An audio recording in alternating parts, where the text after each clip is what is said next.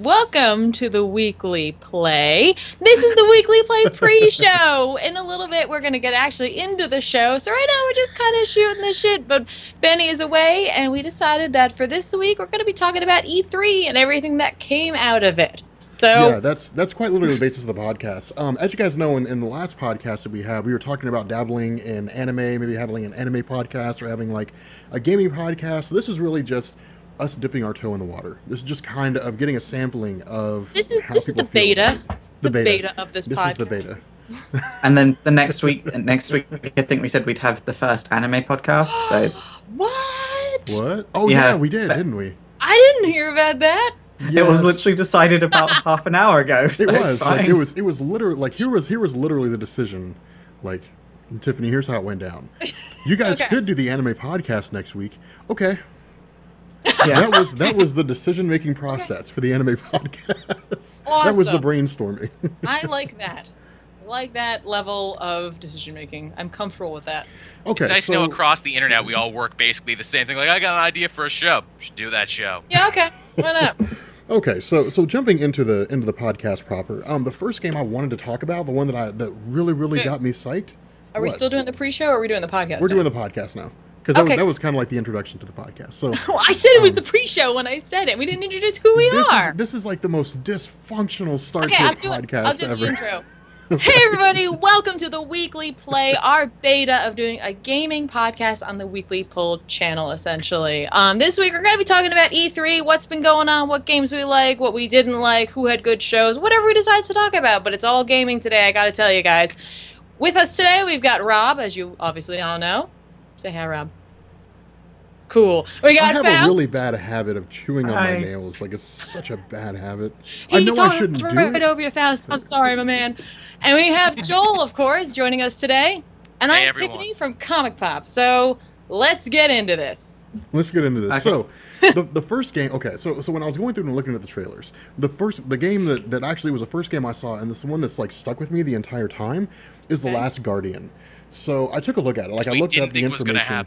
I didn't think it was going to happen. I looked up the information, and they were like, okay, it's not officially tied into Eco or the But it is, Ico though. or the Shadow of Colossus. That game is somehow tied into those games. There's no way you can Of make a course game it that is. looks that way, that plays that way, and functions that way, and is not tied into Ico or Shadow of the Colossus. There's no way.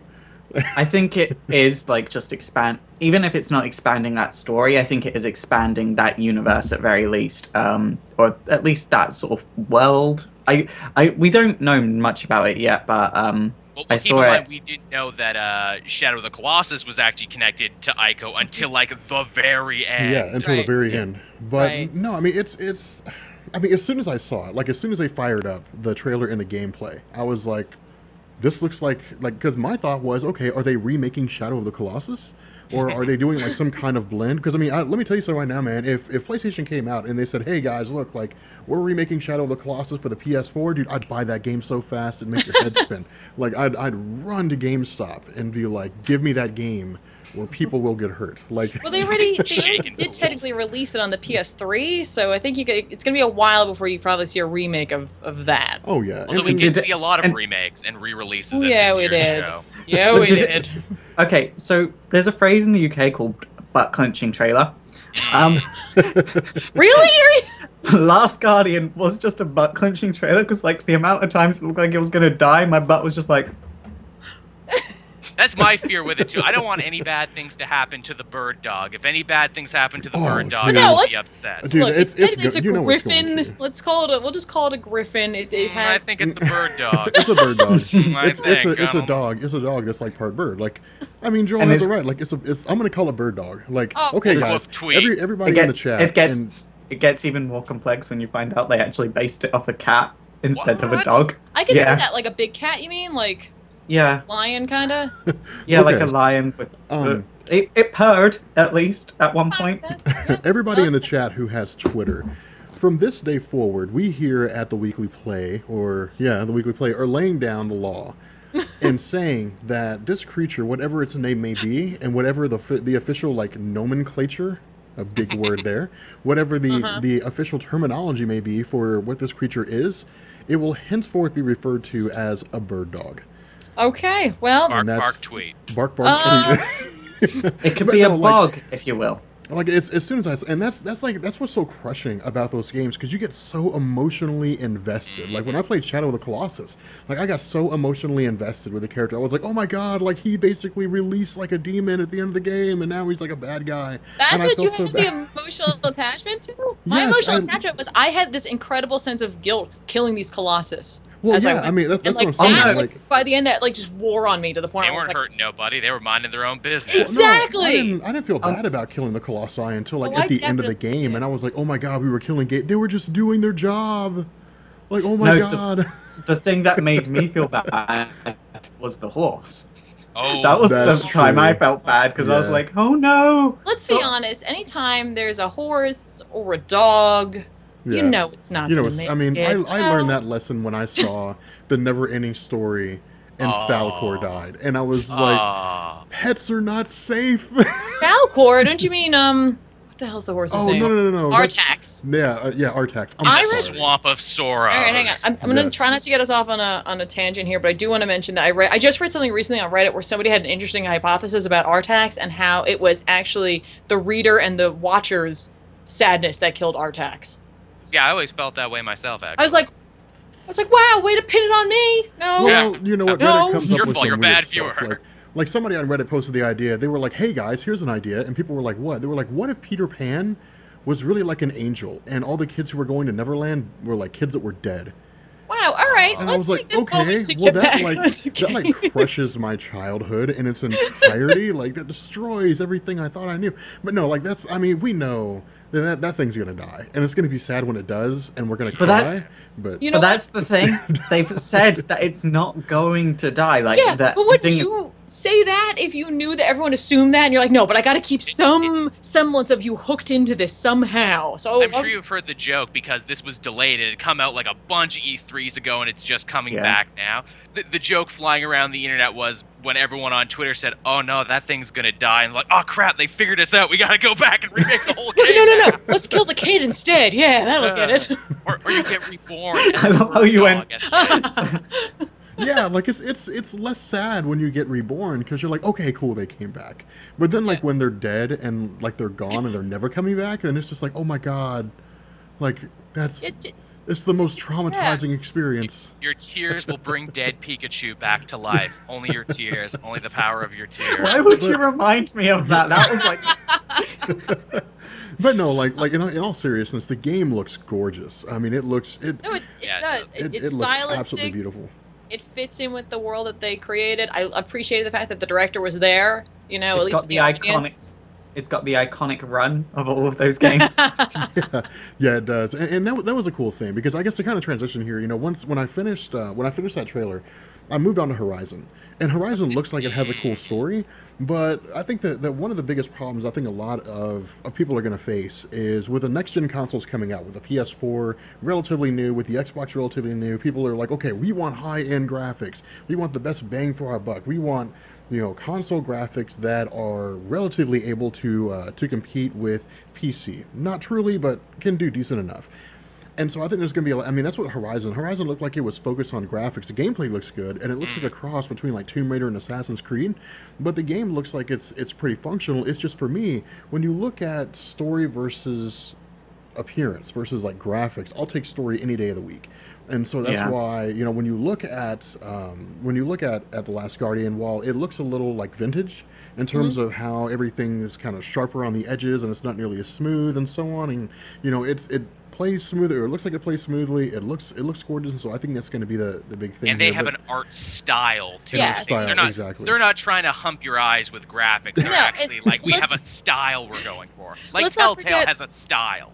Horizon is from the devs of Killzone, so you know Sony's going to be pushing this no matter what, and we might just be seeing them taking the graphics out for a test drive. There might be more to this than we know, but Sony always strikes me as the company who's more about the flash in the pan, and then the rest of the information kind of comes afterwards. Like, look at this incredible game we have. There's a female protagonist. You know what I mean? Like, Was she voiced Well, by Ashley yeah, Birch? I could have sworn what- Ashley Birch did her voice. Maybe I'm crazy. don't know. Someone look into that. Well, One. What I think we need to keep in mind, though, is that this is E3, and anything shown at E3 that doesn't have like a set release date that's in like 2 months is subject to change. Oh yeah. And Especially diminish like in graphical quality. Just look at the Division, everybody. No, my God. yeah. Well, no, I mean it's like last year. Last year they brought in. Go ahead. Infamous Second Son is another example, which at the E3 where it was announced, they're like, yeah, it's 1080p, 60 FPS, and then it came out with 720p, 30 FPS maximum. If you're lucky, maybe you got 25. Yeah, It's it was the pitiful. new math. A year of E3 minus graphical quality equals what it's going to look like when it's released. No, I mean that's the big kicker. That's really kind of the funny thing is like last year when they released, or I guess when they had the gameplay demo that infamously crashed on the PS4, Assassin's Creed Black Flag. You know, like, I mean, obviously they made changes. They changed the functionality of the game, made some tweaks and different things like that. And that's why it's kind of the kicker, is because at any point in time, like, anything can change. Games could be pushed back a year. I mean, we talked about that earlier with the Division. You know, things could be pushed back by a huge margin, a huge amount of time, because there's all kinds of things to tweak. And, you know, it may be, I mean, you would hope that they would test the game before they actually, like, went to E3 and said, hey, let's play this on the PS4. I mean, you know, I guess maybe Black Flag kind of changed that. Let's also not forget about the fact that there's a difference between the developers coming out and giving you an estimation of when the game is going to be coming out, and the, like, Sony or Microsoft or Nintendo even coming out and saying when the game is going to come out, because they want a date that's going to get people hooked in. The devs are going to be like, yeah, we could do that, but probably not. We need more time. You know, so like there's definitely a difference between those two types of dates you're going to get. And I definitely think it depends on how finished the game is, because if the game's close to finished, the devs just want it out. They want to move on with their lives. Whereas the publishers are like, wait till Christmas in 3 years' time. It's always Christmas. It's always Christmas. Christmas. Christmas is the bane. I mean, that's exactly what happened with Knights of the Old Republic 2. When Obsidian was building that game, they were like, this game's going to be huge and it's going to be incredible. And LucasArts was like, we need this out by Christmas. And Obsidian was like, there's no way to finish this game and have it out by Christmas. And they were like, well, do something, like Wish Upon a Star, do like work, you know, 16-hour days, do something and make it happen. Sacrifice some blood to your blood god. Yeah, they made it happen, and the game was incomplete, and people were just like, this sucks. So, speaking of games that we've had to wait a long time for, because I know the chat wants us to talk about this, Kingdom Hearts 3. Yes. We've been waiting for this for like 10 years now? 11? No.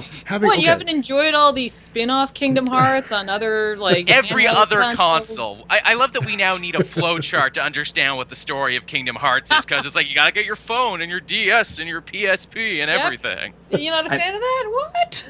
And I love, like, because I'm big into Kingdom Hearts, because I've been with it since the beginning. I'm not giving up now. Oh, yeah. But when people tell me, oh, what's the story of Kingdom Hearts? Where do I get started? And I'm like, how much time you got, buddy? Yeah. Just don't try. Like, I'm more than happy to stand in front of a camera trying to explain 60, 70 years of comics. Kingdom Hearts, no. No. You see, the DS one, they brought in time travel, and now everything is just everywhere, so... Well, no, I mean, like, okay, watching, like, the reveal, watching the trailer and so on, what I will say is this, is that the opening sequence, assuming that's the opening scene where the two of them are talking, that pales in comparison to the opening sequence to Kingdom Hearts 2. The one where, like, Mickey shows up at the end and he's got, like, the Keyblade in his hand and all that. You guys remember what I'm talking about? Oh, yeah. Yeah, like, that was probably one of the greatest, like, sequences in the history of, like, video gaming in general. Like, I've watched that so many times when it first came out. I was like, this is so amazing. But no, like, the Kingdom Hearts series, I think, is long overdue for for some kind of, like, fresh breath into it, because in truth, it's like the Assassin's Creed series. If all you get are expansions to the existing games, like, people are just going to get so tired and they're going to want something new, they're going to want something fresh, and I'm fingers crossed, because I'm gonna buy this game when it comes out. I'm really hoping we get that. But Faust, if you wanna mention it, you made a really good point earlier before we launched the podcast, where you talked about what you'd seen in the trailer. Oh, they've added in Rapunzel's world, which, you know, is all interesting and stuff. From Tangled, right? Yeah. Yes. It probably won't be in the final game, because let's be honest, in Kingdom Hearts 2, we saw Woody and Buzz. We were promised Woody and Buzz. And we didn't see him. Yeah. We didn't see them. No, you're probably right. I mean, and the fact that the game has taken so long now affords them opportunities to add things in that they might not have had beforehand. Now Like with Star Disney's Wars recent- or Marvel. Exactly. That's what they've actually said. As soon as Disney acquired both Marvel and LucasArts, they were just like, well, we've got all this other stuff, game postponed again, and which is why. But that's a really good reason for them to possibly take out Tangled, because they're like, well, do you think that people want to see Tangled, or do you think they want to see, like, all the characters on Hoth? That's exactly And they're my point, clearly man. going to put Frozen in there. Like, it's Oh, Disney's yeah. biggest cash cow. The planet will be half frozen and half Hoth, and they'll just... There And you you go. know what's going to happen? Like, you're going to be running through the world of Frozen, and there's going to be, like, an instrumental, like, epic Japanese musical version of, like, Let It Go. Of course there's gonna be. And it's going to Yep. suddenly turn into a rhythm game where you have to, like, mash buttons to Oh, I let it hated go. those Little Mermaid under the sea levels where it's like, hey, here's the Dance Dance Revolution plan. Well, because we're the weekly play this week, aren't we? Yeah. Yes, we're the weekly play. Come on, we're the, say it we're with the some weekly gusto. players. Is that the name? Is it official now? Yeah. Yeah, well, We're talking about video games in this podcast. What's going on, people? As you guys know, Benny's not here because we had Benny killed off. He was saying things that people didn't like, and so we hired a man. We hired the faceless men of Bravos There to you kill go. Benny. And so Benny's no longer Very with Game of us. Thrones. Benny will not be joining us for the rest of his life. Having said that, we're excited. Yay! Tiffany will be taking Benny's place for the duration of forever. I am. That means that Joel is taking Sal's place. I This guess. is getting weird. This is getting am I weird. taking Rob's place? No. And Rob's taking. You are promoted to Rob, but You're I'm promoted to demoted Rob. to Sal. Whoa! Whoa! Whoa! Whoa! Oh man. Yes, the weekly poll is the Game of Thrones of podcasts. We systematically have people removed when we do not agree with them.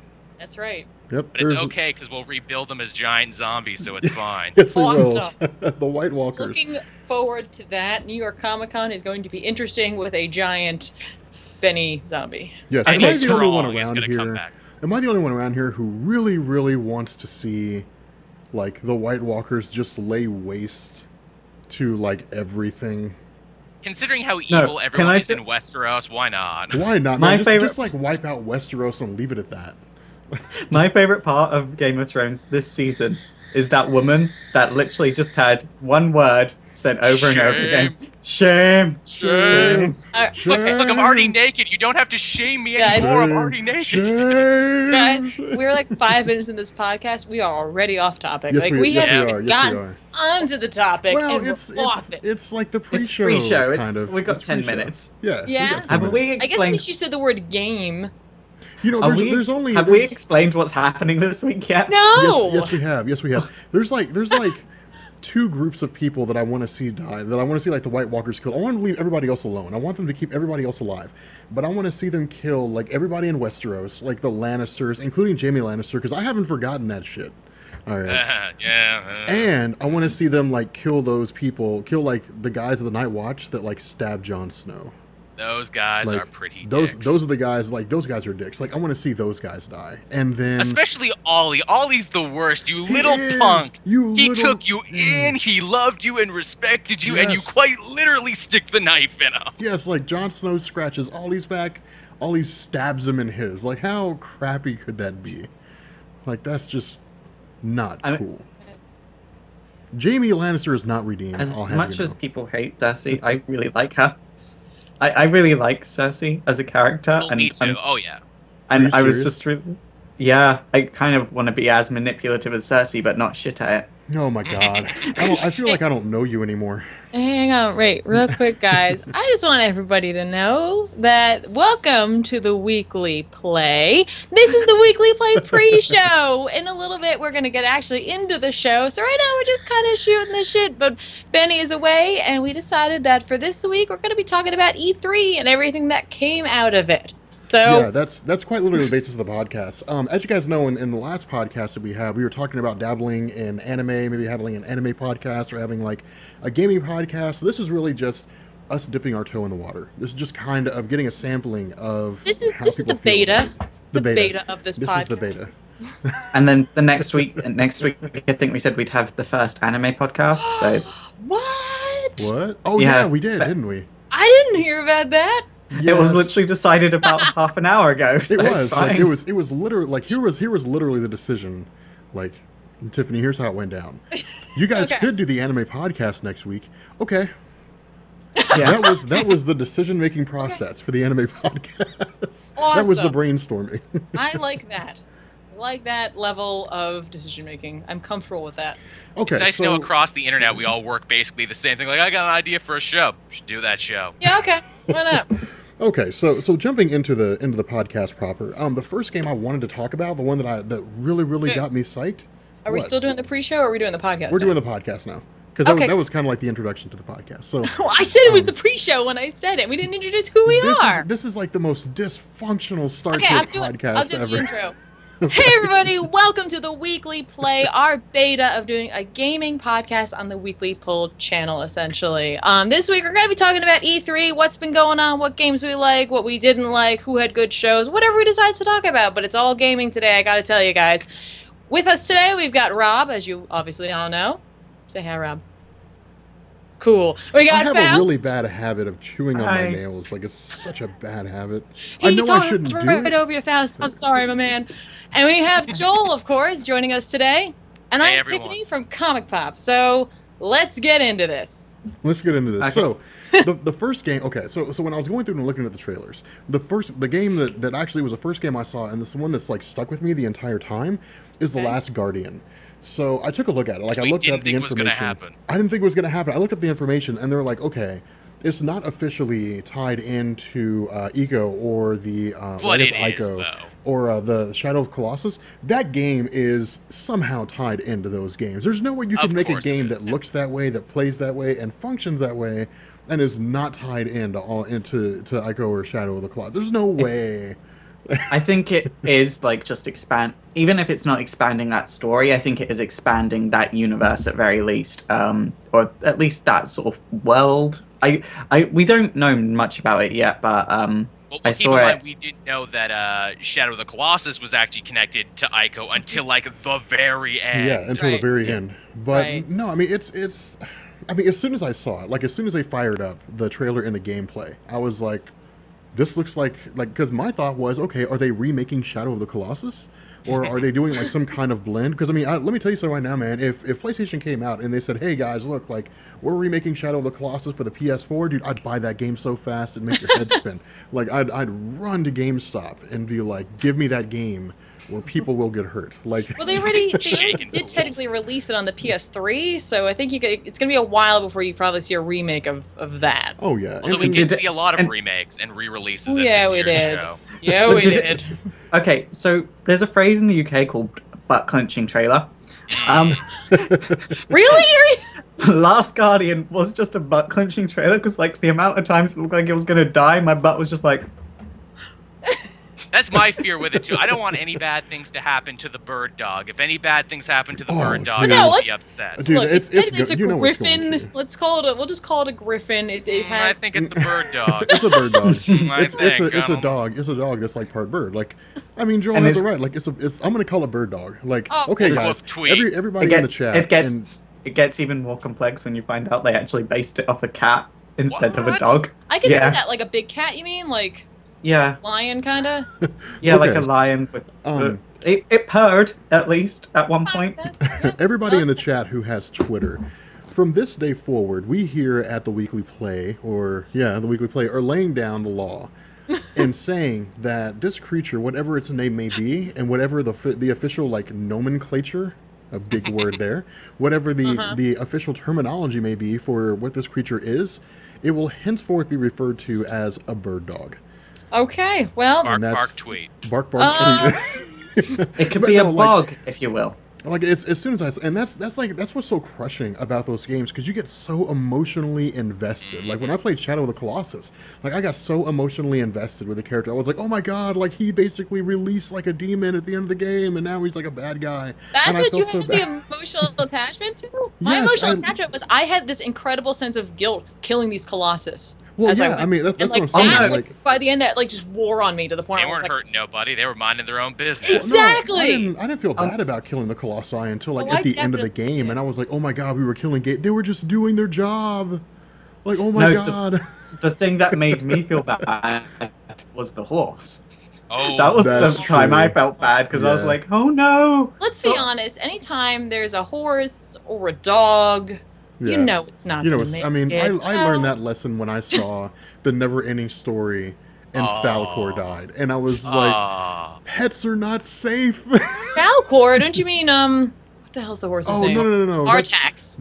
Yeah, Artax. I I'm read- sorry. Swamp of Sorrows. All right, hang on. I'm gonna Yes. try not to get us off on a tangent here, but I do want to mention that I just read something recently on Reddit where somebody had an interesting hypothesis about Artax and how it was actually the reader and the watcher's sadness that killed Artax.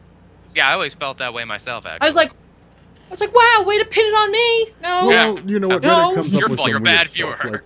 Like somebody on Reddit posted the idea. They were like, "Hey guys, here's an idea," and people were like, "What?" They were like, "What if Peter Pan was really like an angel, and all the kids who were going to Neverland were like kids that were dead?"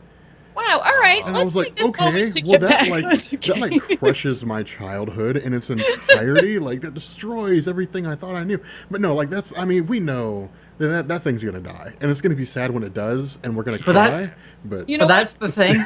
They've said that it's not going to die. Like Yeah, that but wouldn't thing is. you say that if you knew that everyone assumed that, and you're like, no, but I got to keep some semblance of you hooked into this somehow. So I'm sure you've heard the joke because this was delayed. It had come out like a bunch of E3s ago, and it's just coming Yeah. back now. The joke flying around the internet was when everyone on Twitter said, "Oh no, that thing's gonna die," and like, "Oh crap, they figured us out. We gotta go back and remake the whole game." no. now." Let's kill the kid instead. Yeah, that'll get it. Or you get reborn. I love how you went- yeah, like it's less sad when you get reborn because you're like, okay, cool, they came back. But then like Yeah. when they're dead and like they're gone and they're never coming back, then it's just like, oh my god, like it's the most traumatizing experience. Your tears will bring dead Pikachu back to life. Only your tears. Only the power of your tears. Why would you remind me of that? That was like. But no, like in all seriousness, the game looks gorgeous. I mean, it No, looks Yeah, it does. does. It's it looks absolutely stylistic. beautiful. It fits in with the world that they created. I appreciated the fact that the director was there. You know, It's at got least the the iconic- audience. It's got the iconic run of all of those games. Yeah, it does, and that was a cool thing because I guess to kind of transition here, you know, when I finished that trailer, I moved on to Horizon, and Horizon looks like it has a cool story, but I think that one of the biggest problems I think a lot of people are going to face is with the next gen consoles coming out, with the PS4 relatively new, with the Xbox relatively new, people are like, okay, we want high end graphics, we want the best bang for our buck, we want, you know, console graphics that are relatively able to compete with PC. Not truly, but can do decent enough. And so I think there's going to be I mean, that's what Horizon looked like. It was focused on graphics. The gameplay looks good, and it looks like a cross between like Tomb Raider and Assassin's Creed. But the game looks like it's pretty functional. It's just, for me, when you look at story versus appearance versus like graphics, I'll take story any day of the week.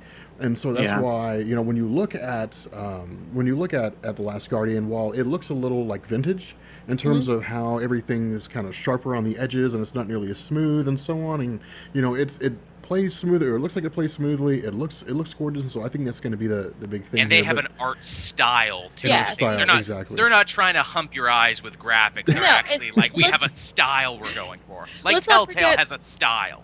Horizon is from the devs of Killzone, so you know Sony's going to be pushing this no matter what, and we might just be seeing them taking the graphics out for a test drive. There might be more to this than we know, but Sony always strikes me as the company who's more about the flash in the pan, and then the rest of the information kind of comes afterwards. Like, look at this incredible game we have. There's a female protagonist. You know what I mean? Like, Was she voiced Well, by Ashley yeah, Birch? I could have sworn what- Ashley Birch did her voice. Maybe I'm crazy. don't know. Someone look into that. Someone. What I think we need to keep in mind, though, is that this is E3, and anything shown at E3 that doesn't have like a set release date that's in like 2 months is subject to change. Oh yeah. And Especially diminish like in graphical quality. Just look at the Division, everybody. No, my God. yeah. Well, no, I mean, it's like last Or, year. Last year they brought in. It- Go ahead. Infamous Second Son is another example, which at the E3 where it was announced, they're like, yeah, it's 1080p, 60 FPS, and then it came out with 720p, 30 FPS maximum. If you're lucky, maybe you got 25. Yeah. It's it was the new pitiful. math. A year of E3 minus graphical quality equals what it's going to look like when it's released. No, I mean that's the big kicker. That's really kind of the funny thing is like last year when they released, or I guess when they had the gameplay demo that infamously crashed on the PS4, Assassin's Creed Black Flag. You know, like, I mean, obviously they made changes. They changed the functionality of the game, made some tweaks and different things like that. And that's why it's kind of the kicker, is because at any point in time, like, anything can change. Games could be pushed back a year. I mean, we talked about that earlier with The Division. You know, things can be pushed back by a huge margin, a huge amount of time, because there's all kinds of things to tweak. And, you know, it may be, I mean, you would hope that they would test the game before they actually, like, went to E3 and said, hey, let's play this on the PS4. I mean, you know, I guess maybe Black Flag kind of changed that. Let's also not forget about the fact that there's a difference between the developers coming out and giving you an estimation of when the game is going to be coming out, and the, like, Sony or Microsoft or Nintendo even coming out and saying when the game is going to come out, because they want a date that's going to get people hooked in. The devs are going to be like, yeah, we could do that, but probably not. We need more time. You know, so, like, there's definitely a difference between those two types of dates you're going to get. And I definitely think it depends on how finished the game is, because if the game's close to finished, the devs just want it out. They want to move on with their lives. Whereas the publishers are like, wait till Christmas in 3 years' time. It's always Christmas. It's always Christmas. Christmas. Christmas is the bane. I mean, that's exactly what happened with Knights of the Old Republic 2. When Obsidian was building that game, they were like, this game's going to be huge and it's going to be incredible. And LucasArts was like, we need this out by Christmas. And Obsidian was like, there's no way to finish this game and have it out by Christmas. And they were like, well, do something, like wish upon a star, do like work, you know, 16-hour days, do something and make it happen. Sacrifice some blood to your blood god. Yeah, they made it happen, and the game was incomplete, and people were just like, this sucks. So, speaking of games that we've had to wait a long time for, because I know the chat wants us to talk about this, Kingdom Hearts 3. Yes. We've been waiting for this for like 10 years now? 11? Now, you haven't enjoyed all these spin-off Kingdom Hearts on other, like, every other console? I love that we now need a flow chart to understand what the story of Kingdom Hearts is, because it's like you gotta get your phone and your DS and your PSP and everything. You're not a fan of that? What? And I love, like, because I'm big into Kingdom Hearts, because I've been with it since the beginning. I'm not giving up now. Oh, yeah. But when people tell me, oh, what's the story of Kingdom Hearts? Where do I get started? And I'm like, how much time you got, buddy? Yeah. Just don't try. Like, I'm more than happy to stand in front of a camera trying to explain 60, 70 years of comics. Kingdom Hearts, no. No. You see, the DS one, they brought in time travel, and now everything is just everywhere, so... Well, no, I mean, like, okay, watching, like, the reveal, watching the trailer and so on, what I will say is this, is that the opening sequence, assuming that's the opening scene where the two of them are talking, that pales in comparison to the opening sequence to Kingdom Hearts 2. The one where, like, Mickey shows up at the end and he's got, like, the Keyblade in his hand and all that. You guys remember what I'm talking about? Oh, yeah. Yeah, like, that was probably one of the greatest, like, sequences in the history of, like, video gaming in general. Like, I've watched that so many times when it first came out. I was like, this is so amazing. But no, like, the Kingdom Hearts series, I think, is long overdue for for some kind of, like, fresh breath into it, because in truth, it's like the Assassin's Creed series. If all you get are expansions to the existing games, like, people are just going to get so tired, and they're going to want something new, they're going to want something fresh, and I'm fingers crossed, because I'm gonna buy this game when it comes out. I'm really hoping we get that. But Faust, if you wanna mention it, you made a really good point earlier, before we launched the podcast, where you talked about what you'd seen in the trailer.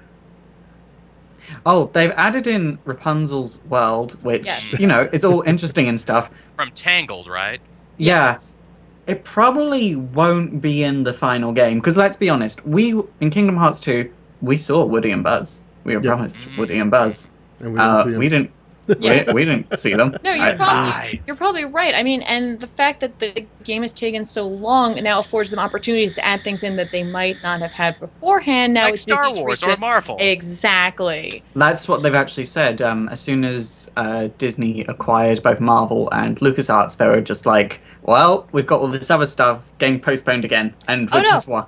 But that's a really good reason for them to possibly take out Tangled, because they're like, well, Do you think that people want to see Tangle, or do you think they want to see, like, you know, all the characters on Hoth? That's exactly And they're my point, clearly man. going to put Frozen in there. Like, it's Oh, Disney's yeah. biggest cash cow. It'll Yeah. be the planet will be half Frozen and half Hoth, and they'll just There And you you, go. and you know what's going to happen? Like, you're going to be running through the world of Frozen, and there's going to be like an instrumental, like epic Japanese musical version of like Let It Go. Of course, there's gonna be. And Of it's going to course. suddenly turn into a rhythm game where you have to, like, mash buttons to Oh, let I it go. hated those Little Mermaid under the sea levels where it's like, hey, here's the Dance Dance Revolution planet where you just gotta hit all the buttons. But I'm like, ooh, but the songs are so catchy though. while we're talking about Kingdom Hearts, can we talk really quick? I don't know if anybody else watched it. I watched it today. Square Enix's usually no. Square Enix's conference, and it made me so fucking sad because Sony had already announced everything other than I Kingdom Hearts know. 3, and it hurt me. It really hurt me because not only is it disrespectful of the people in that audience for not cheering or clapping for at least the individuals who were up there to talk about the games. It was death. It was absolute death because everyone was like, saw that. You know what, Sony? Why don't you get your own shit and put it out there and just stop making all of the announcements? Like, pick one of the Square Enix games that you're gonna have, but you're not even having them exclusively. You know, like it's just PS4 first. Sorry. Yeah. Well, no, I mean, I Because didn't. they knew there was just one trailer they needed, that if they had it, they could win the hearts and minds of everybody, and I think you know which Okay. one that is. Let's just talk about this. I don't care about Final Fantasy VII anymore. I do. I know. Oh my god, I do, Lots of dude. people Okay, do. dude. Let me tell you Lots of something, people- man. Let me tell you something, man. Let's have this conversation, my friends. Back in the day, let's go on an adventure. Once upon a time, there was a little Rob, and little Rob had played Final Fantasy games for years and years, and then suddenly he had a PlayStation. And Square, back in the day, was SquareSoft. SquareSoft Yeah. said, "We're launching Final Fantasy VII." And Rob got the game Final Fantasy VII, and you know what the game turned out to be? It turned out to be one of the greatest RPG games ever made in the history of RPG games. I was so excited. And so for me, even if it's only going to be remastered, even if it's basically going to be like the Final Fantasy version of The Last of Us remastered, where they say everything's the same except the graphics look better, I don't care. I will go out, I will buy it, and I will play it. Because to me, Final Fantasy VII is the best Final Fantasy game of all time. I mean, you got Sephiroth, you got Cloud. Oh And my that's god. what The they're standard they've banking been on. chasing And- forever to their own And detriment. now let me tell you about Chibi Faust, or Fetus Ooh. Faust, whatever you want to call him. I like the first one better. I Chibi think. Faust, Okay. yeah. Okay, Now so- I know what Chibi Faust means because I remember like reading about Dragon Ball Z back in the day, and they were talking about like Chibi Trunks. I was like, oh, so that's like the little Trunks. So it's, okay, so you're talking about like little Faust. You just take Okay. Faust's head and put it on a little tiny body. And you're That was Fan essentially art. me when I was young. I've looked like this for about 20 years. So, so let me tell you about Chibi Faust. Chibi Faust played Final Fantasy VII and went, that's a good game, and promptly moved on with his life. Well, And then Final Fantasy Lots of IX, people didn't. and Final Fantasy IX came out, and Chibi Faust was like, this is the best game ever. Oh my god. Like, I like just- everybody skips 8, everybody skips Squall, where it's just like, Yeah, let no, us no, go it's just, somewhere. No, that there didn't even was- happen. yeah, there was no Final And- Fantasy VIII. It just went from like 7 to 9. It was weird. And, Yeah. yeah, but like Final Fantasy IX, Square was like, yeah, this is going to be a revolutionary Final Fantasy. It's going to be the one we're banking on. They put a lot of time into it. It's got an amazing story. Like, if people say that Final Fantasy VII has a better story than Final Fantasy IX, I'm like, you're wrong. You're wrong. Here's the thing about Final you're Fantasy. wrong. Everyone's going to have a favorite Final Fantasy. Of course. Mine is 10, but I'm not going to defend it to the grave. I got my HD redo of it. So I understand the excitement of fans of 7 finally getting this because Square But was it really hadn't- very much like, I don't want to do that because it's a lot of work. Like, it's Yeah. a lot of work. They're But like, they a lot of money, though, like fine. a lot But of they had an money. HD Yeah, version of 7. It it's- wasn't like an HD remake like they're doing now, but it was remastered into Yeah. HD. I think some attention to the other classic Final Fantasies is worth like just their time. no, and Faust, that's, no. and that's, So you know what that's that a fair means. point, though. But That- don't forget, your dollars will tell them what you like. And let's say Final Fantasy VII, the remake, sells fucking crazy, right? And it will. It's And gonna it sell will. tons. Other people are going to be like, I want to see a remake of this. And if you get enough people voicing that, like they did with 7, you might see that because they might be like, all right, that did pretty good. Well, no, I mean, Even the smallest drops of water can erode a mountain. Yeah. That's why I'm a bit like, okay, maybe if because 9 is the second best selling Final Fantasy on the PlayStation Network store, on the PS3 at least. So behind 7. So I think if 7's remake does well, 9 will get its moment in the spotlight there again. You go. Let me tell the story of little Shin Joel, of little violent real Joel. I'm trying to use my Japanese words. Oh god, Eddie. Here's the thing. I actually came really late to Final Fantasy, if you can believe. Like, I came super late. Like, I played Chrono Cross before I played Final Fantasy Oh my 7. god. I know. So to me, this day, it's going to be another Chrono game soon, right? Right? Did you, okay. Sure. Crickets. Did you ever play like Chrono Trigger on the Super Nintendo? Chrono Trigger was the tits back in the day. But no, like, okay, I understand where you're coming from, Faust. Like, I get what you're saying. I mean, I will admit there's a great deal of hype, and some of it may be artificial, maybe unnecessary around Final Fantasy VII. But for me, when it comes to Final Fantasy games, they've been around for so long. I mean, we were talking about this earlier. They've been around since the Nintendo, and we've played them since the Nintendo, since like the original versions. So, like, we've seen like the Super Nintendo versions and all that kind of good stuff, you know, as the series has progressed. For me, I think that Final Fantasy games, whichever one people pick up first, is going to be their favorite. And Final Fantasy VII, when it came out, like, that was at a time where you just had this mass influx of RPG games that were just exploding onto the scene. And Final Fantasy was leading the way because they'd been doing it for so long. And so when Squaresoft came out and launched that game, there were so many people that got Final Fantasy VII. They said, oh my god, no game's ever going to be better than this. And so some, I can guarantee you, will never ever go back and buy any Final Fantasy games because they'll say none of these games are ever going to be as good as 7. I'm not like that. I played Final Fantasy 13 and I played 13-2, which are the only 2 games I've played besides Final Fantasy 7. 13 was decent. 13-2 was amazing. So, you know, I mean, it was really kind of up in the air on what it is that people dig, but I love Final... Oh, hold on a second. No, now, wait a minute. I got partway through 13, and it really lost me. Are you serious? I think Final Corridor was really interesting in the sense that... the Felt Sea and the whatever the other one was. That's really what it was. It got a little too repetitive, which is really bizarre to say about a Final Fantasy game, because you go into that knowing this is going to be repetitive, and that was... Corridor. See, my thing was, like, Final Fantasy X was done linear, but you had moments where you stopped to breathe, and you were in a town, and you got to just explore and chat to NPCs. That was gone in Final Fantasy 13. Oh, yeah. And the story just felt a little bit... Final Fantasy occasionally has games where it borders on sci-fi and classic fantasy, but it just felt a little bit too sci-fi. And as much as they have said, well, we're going fantasy as in what your imagination is, no, if fantasy's in the title, I kind of want more fantasy than sci-fi. I'm going to be honest. I hear you. I don't think... No, hold on, no, now wait a minute. All right, you got a few more minutes. This is becoming the Final Fantasy chat. I disagree. I thought the story of... Okay, Final Fantasy 13 lacked the romance and the ambiance and the whole thing, the whole feel of Final Fantasy 7, and even Final Fantasy 9, I'll give you that. You know, because I've played that a little bit, but not nearly as extensive as any of the other ones. I will say this, though. I thought between the way the game looked, between the way the game played, between the overall story, the idea of developing powers, and there being kind of a caveat, like a catch, that if they didn't carry out the task that was bestowed to them, that was never really told to them, that they had to figure out, they would turn into like these zombie creatures. Well, it seemed a little far-fetched, and it did kind of seem like a John Carpenter novel, that in the end, like, it was still pretty solid. And I still thought it was... I wouldn't say one of the best Final Fantasy games they've released, but I would say a solid contender for a really good Final Fantasy game.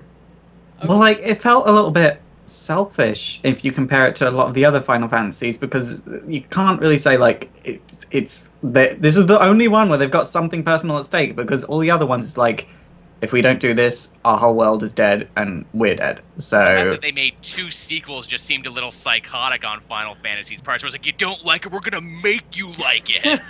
You'll love it by the end. And then they had so much respect for the fan base of Final Fantasy XIV, where they said, okay, no one liked this, let's retract it, and then just do this. most people don't like Final Fantasy 13. They're like, you will like this. Have another sequel. And another we like it. sequel. So, okay. We love Lightning's hair. We made lots of action figures with her. All right, just real quick, I'm gonna do a quick rundown of some of the Sony announcements from their conference. Just stuff we covered, stuff we haven't covered. They talked about The Last Guardian. They talked about Horizon. They talked about the new Hitman.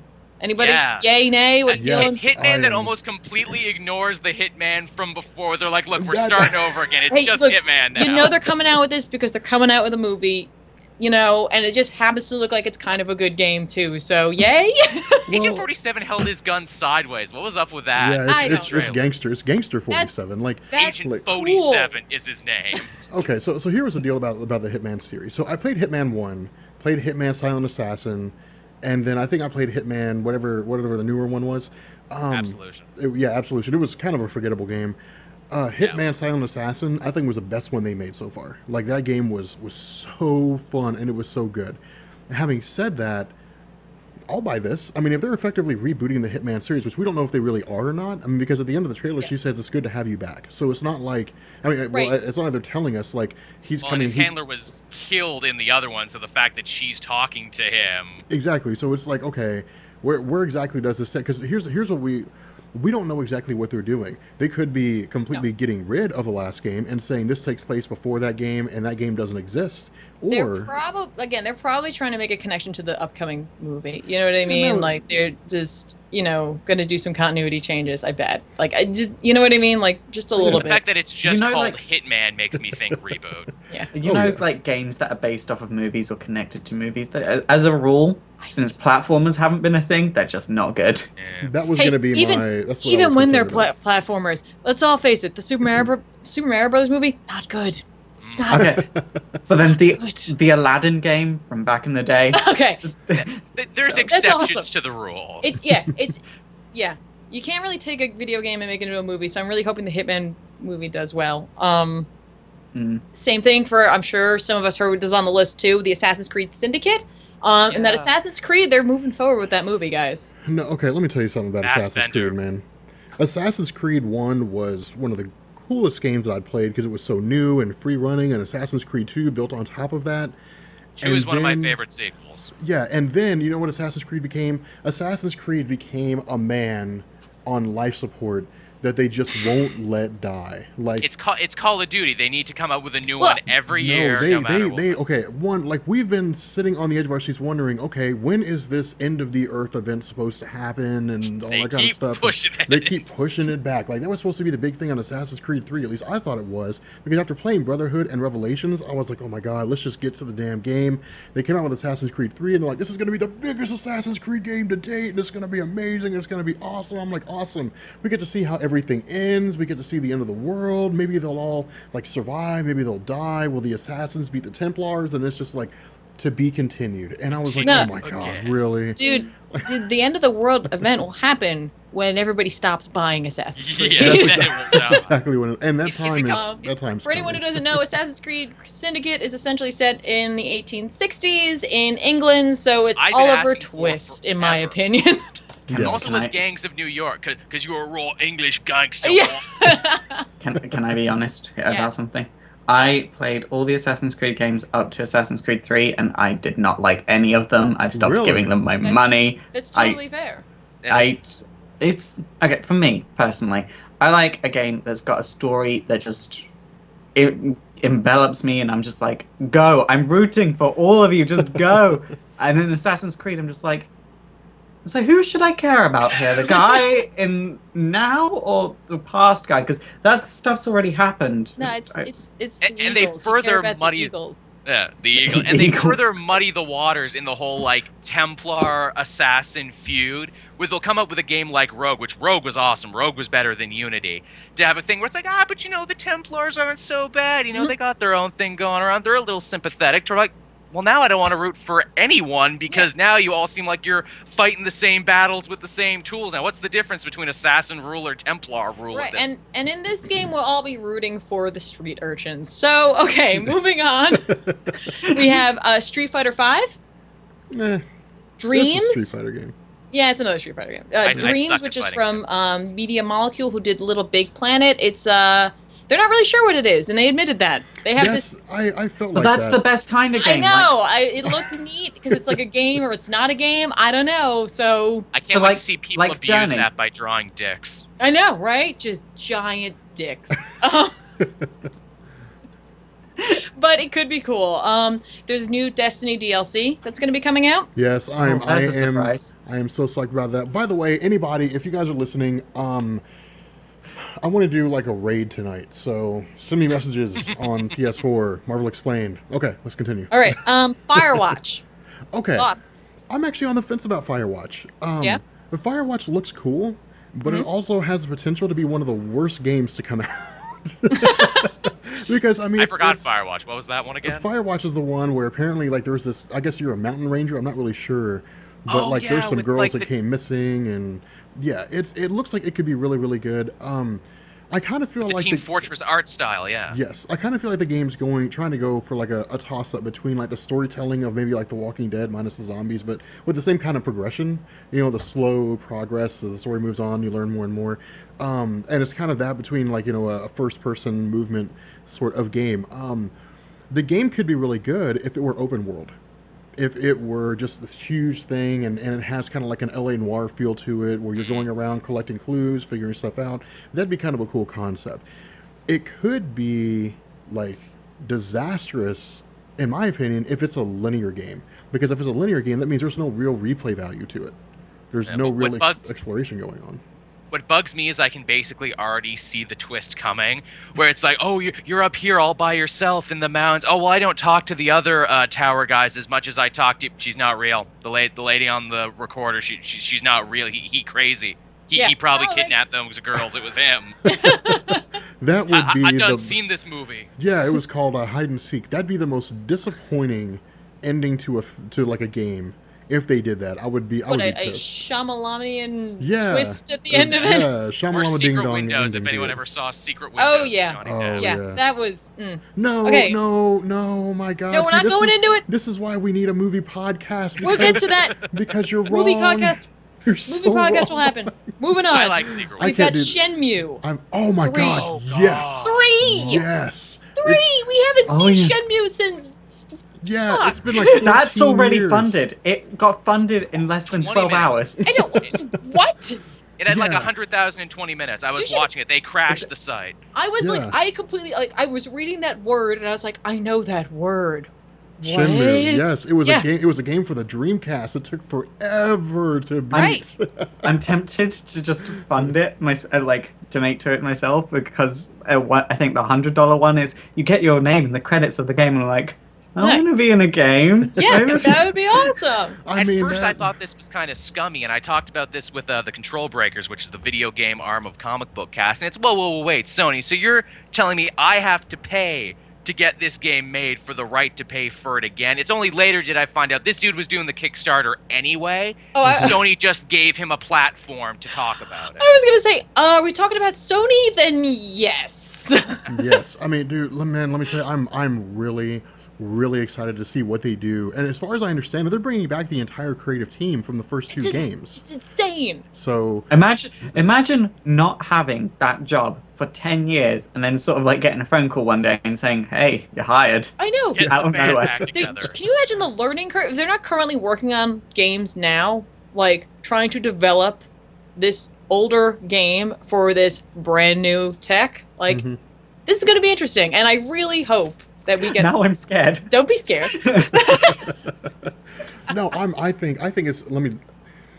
When Shenmue first came out, it was such a great game because it was so different. I mean, yeah, but it was so expansive, or I guess not really expansive. It was so immersive. I guess it was. is the best way to put it. And I mean, I remember just getting like so swept up. Like, I know I should stop this. I know I'm gonna get like an hour of sleep before I have to get up for school. But like, I really want to play.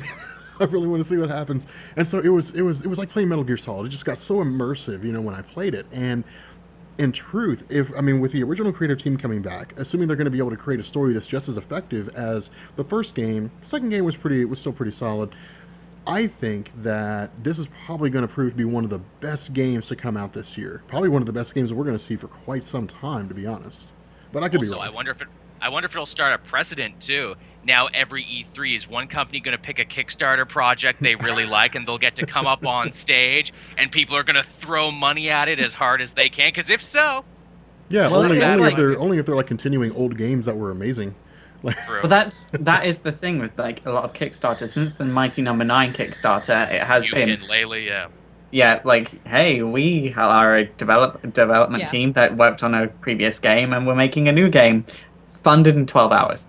Hey, yeah. And every time we're surprised for some reason. hey, Rob, can you adjust the name of this stream? Because everybody thinks it's still the pre-show because it says pre-show. Oh, it's still the. Oh, oops. Hold on I a can second. assure everybody this is in fact the podcast. Yes, I'm the sorry. Weekly Longest Play, pre-show our ever. beta test of our video game podcast for the Weekly Poll. And right now we're just going through some of the games that Sony talked about.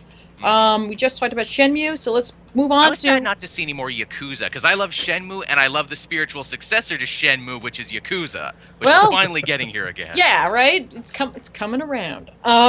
Let's talk about No Man's Story. Anybody see that? That very open world, galaxy exploring sort of. Oh, No Man's Sky. No Man's Sky. Sorry, I wrote story. No, I didn't get a chance to see that one. Okay, so give me the Looks rundown cool. on that one. I know, like a friend of ours who works on like little indie games, was super excited about the potential that this game has, and it's getting a lot of buzz because Oh, yeah. how expansive it is. And, Ethan, as you could imagine, said, "No, there's no way that that's a universe-sized sandbox. No, no." It It's is, like it it can't is, be it is the galaxy size. size. No. It is the size of the actual observable universe. So if you want to travel from one side to the next, you're going to have to wait like 5 billion years.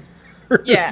So, like, look, Or like, there's just one question: is it as expansive as Minecraft? Because that's really expansive. It looks to be close. It They looks to be kind of in the ballpark. yeah, and Yeah. they claim that every point of light that you see is a sun or a star, Mhm. essentially. So, I don't know. It really could be anything at this point. We'll see if they can actually deliver on this. That demo Yeah. was the one demo to me that actually looked real. Because one of the problems with E3, if you've been watching them forever, like we have, a lot of them are fake and scripted. And sometimes Yep. they get actual, real famous voice actors to pretend to be chatting and hope we don't know.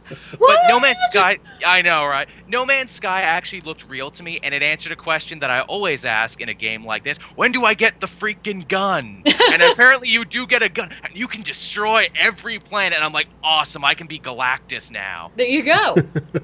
There you go. That's awesome. Joel, destroyer of worlds. Hey, Joel, have you discovered anything? No, I've been too busy destroying all these planets. I've been I discovered them and then I destroyed them. I stole all their knowledge, then destroyed the planet so no new knowledge could be created. It's brilliant. Also, one of the big things that people were calling like one of the mic drop moments was the fact that if you're a Call of Duty fan, Black Ops 3 PS4 players are going to be getting first access to all the DLC. Nah, man, I don't care about Call of Duty. I used to, and then it just I got play dumb. it, but it's not going to make me run out. That's not the reason I'm going to run out and buy a PS4. The thing Man, that blew me away is they're I'm like, not an finally, for the FPS first fan. time ever, co-op during the campaign. You can now have a full co-op squad, which I'm like, it took you this long to finally do this? Yeah. Oh, you guys have friends who come to your house? What? People don't, And you people don't wanna- play video game in each other's houses anymore. That's why we got rid You of want that. to play with them cooperatively? Oh, Yeah, we yeah, we guess. can do that. Man, okay. Back in the day, I used to play Call of Duty all the time. Like me and a friend of mine, Ryan, we used to play all the time, and we used to do competitive, like game battles and stuff. And we got really, really hard into it. And then we just got so burned out. We were just like, we walked away from it. Like he went to go play World of Warcraft, and I started talking about comic books, and that's it. And so I don't care about the new Call of All Duty right, game. that's fair enough. Like couple other things was Uncharted 4, A Thief's End. Yeah. That demo had a little bit of an issue, a little hiccup. It Yeah, standing simulator. was amazing. I was like, 2015. what the hell happened? What is something? Nope. We'll just start it again. We'll just I start. kept over. waiting for them to tell us stuff where it's like, now if you look, Drake, he's leaning in such a way you can see the sweat pool on the back of his Exactly. neck. It's new technology. It's an Uncharted game. It's action. It's adventure. It's shooting. It's driving. It's It's the there. It's what E4 it we is. always They love it, wanted. and you get another one. I'll check it out. It looks like I'll fire. probably get it and play it because I love those kind of games, like Far Cry, Yeah. Uncharted. So like, I love those kind of games. Like Yeah, they're you're a gonna blast you're to gonna play. so be on board for this. Yeah.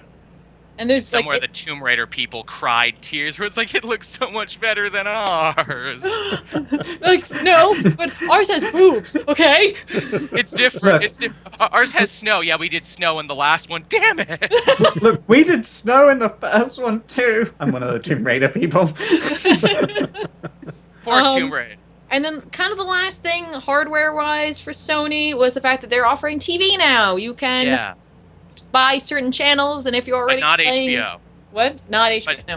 Not HBO. Yeah, but HBO's offering... None of the channels you want, you can have. I mean, No. HBO's offering HBO Go as a standalone thing, I think, starting next year anyway. So yeah, but you have to have HBO HBO than to any begin of the with. other, yeah. No. I'm expensive saying, than any of the like, Oh, it used to be itself? that way. Yeah, it used That's to be that kinda you nice. had to have HBO, but now they're going to offer HBO Go, where you can just get that and not have to have HBO.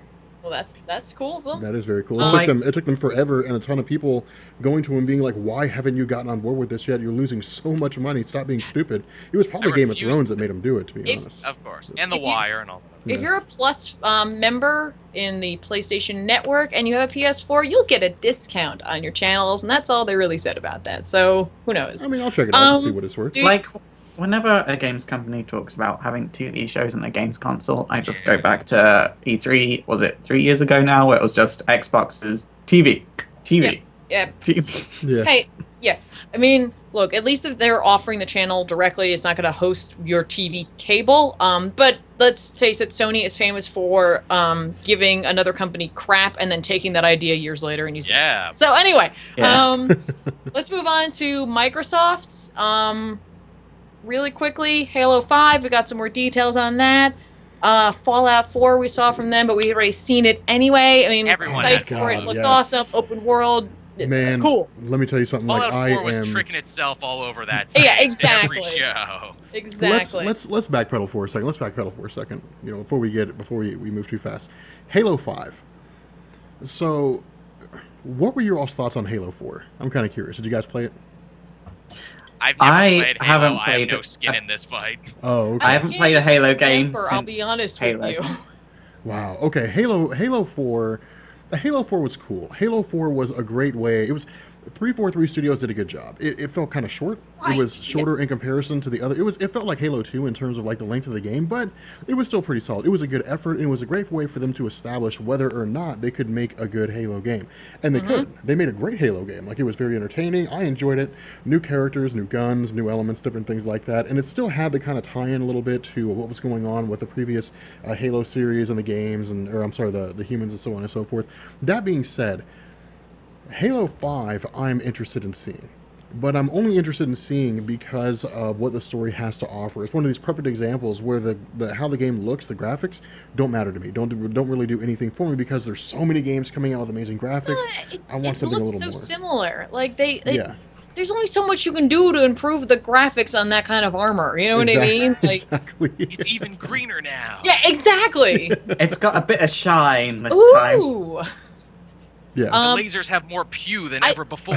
Rob, I gotta be honest. I thought the reason you were gonna say you were into Halo 5 is because Nathan Fillion is returning. No, That's pretty good.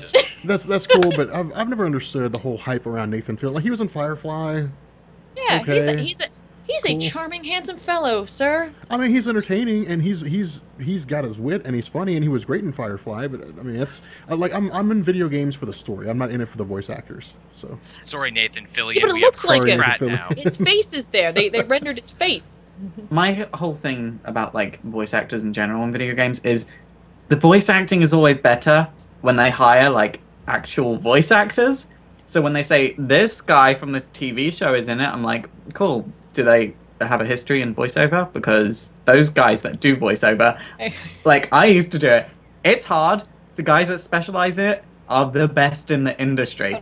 I absolutely agree with you. I will say that when they had Conan O'Brien and Andy Richter in to do voices for Halo, that was hilarious. So, but only because they're comedians, not because they're trained voice actors, because they're comedians. I like Greg Proops in Mad World is another example of a really funny comedian doing really well in a game. There you go. Okay, Recore. That was something we I didn't really talk dug. about Fallout 4. Are you Oh, I'm serious? sorry. We're just gonna skip over Fallout 4? Well, you wanted to talk about Halo 5, and then you didn't mention Fallout 4. I said let's backpedal and talk about Halo 5. Fallout 4, everybody. Fallout 4. So in. So freaking. I don't care what people are saying about the graphics. I am so in. Let's not forget, everybody, Fallout 4 apparently will be launching a week before Battlefront, but Battlefront already shot itself in the foot, kind of, amongst the fans. Oh my God, what a But let's not get into that. Hey, EA, here's a really good idea. Let's take everything that made Battlefront 2 awesome and remove it. But we can fist bump, Rob. Now we can fist bump. And jetpacks. You know what's going to happen? Like all that stuff that they took out is going to come back with DLC. But nonetheless, we're not going to get. We won't get too far into Fallout 4. Fallout what does 4. everybody think about it? I'm very, very excited. So Here was my biggest concern about Fallout 4, and I think that Bethesda actually corrected this very, very early on when they were talking about creating Fallout 4. I think one of the big concerns that people had is they said, "Oh my God, this is going to feel like Skyrim," and they immediately came out and said, "Nope, this game's going to be totally different. The menu system's going to be different. It's going to feel like Fallout 3, but it's going to feel like a more amped up version of Fallout 3." And after looking at the gameplay reveal and like just how great the game looks and how immersive it seems to be, I'm not disappointed. Customizable now. Everything is. It looks like what they did is they took the best of New Vegas, what little there was, and they took the best of Fallout 3, and they basically merged it all into one game and then threw it to us and gave us some more customizable options. I mean, it's kind of weird that they gave you such extreme customizability with regards to the face of the character when you're probably never going to look at his face anyway.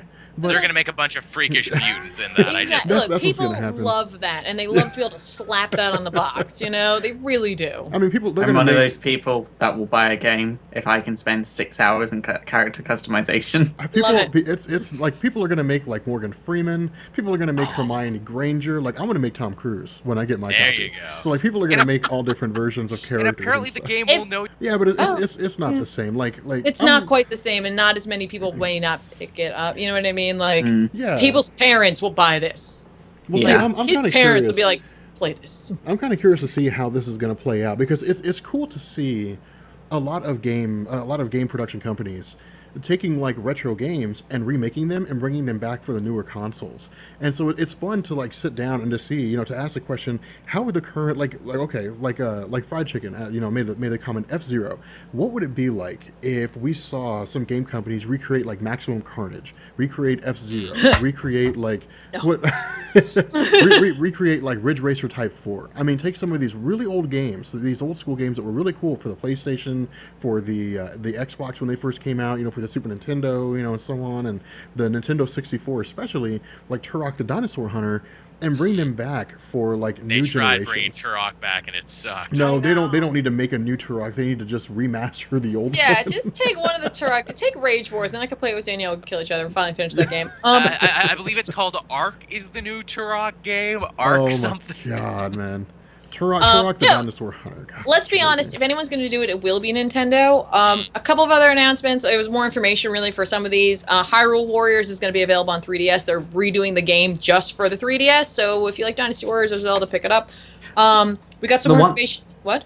The one thing I was wondering about the new Hyrule Warriors game is they didn't specify if it's going to be new Nintendo 3DS only, like the new Xenoblade game. That's a really good point. But they did make sure to let you know that there's going to be new content for it from Zelda Wind Waker, so as like an incentive to want to go and get that. They've had a steady stream of content for that game. Yeah. Did they? I've always wondered about this. Did they re-release Wind Waker on like the Wii? Yes, they did. Yes, they did. It was HD, and I've even got the special edition Wii U for it. I need to get a Wii U and get Wind Waker because that game was so good. Daniel's, I can imagine she hates the look of that game so much. Really? Like the cell shading and all that? Yeah, she hates it. I love that. Like that Ocarina. I can hear her like as you're talking about it. I bet she was just cringing. I hate that game style. We also got some more information about Yoshi's Woolly World. I'm really excited about that. I enjoyed the Kirby version of that essentially, and this is like a sequel to Yoshi's Story essentially. And I'm excited about that as well because Yoshi is such a cute character, and I've got a thing about cute games. It is an adorable game. Did you see the woman talking about it? How she went home and crocheted Yoshis to show them what it would look like. Yeah, to help. See, I just like to say Woolly World. That's why I love Nintendo games because I mean, you got Xbox and you got Call of Duty, Battlefield, so on. You got the same thing for PlayStation 4, and you got Battlefront and so on. With Nintendo, you just have like fun games. Yeah. They're just like fun. Yeah. Well, like Nintendo's good for me because my scope of gaming is really just JRPGs, life sims, platformers. I got all of that on Nintendo. Yeah, Nintendo's like they made it for Faust. They like called you up and they're like, "Hey, what do you want on this thing this time around?" And you're like, "These things." They're like, "Got it."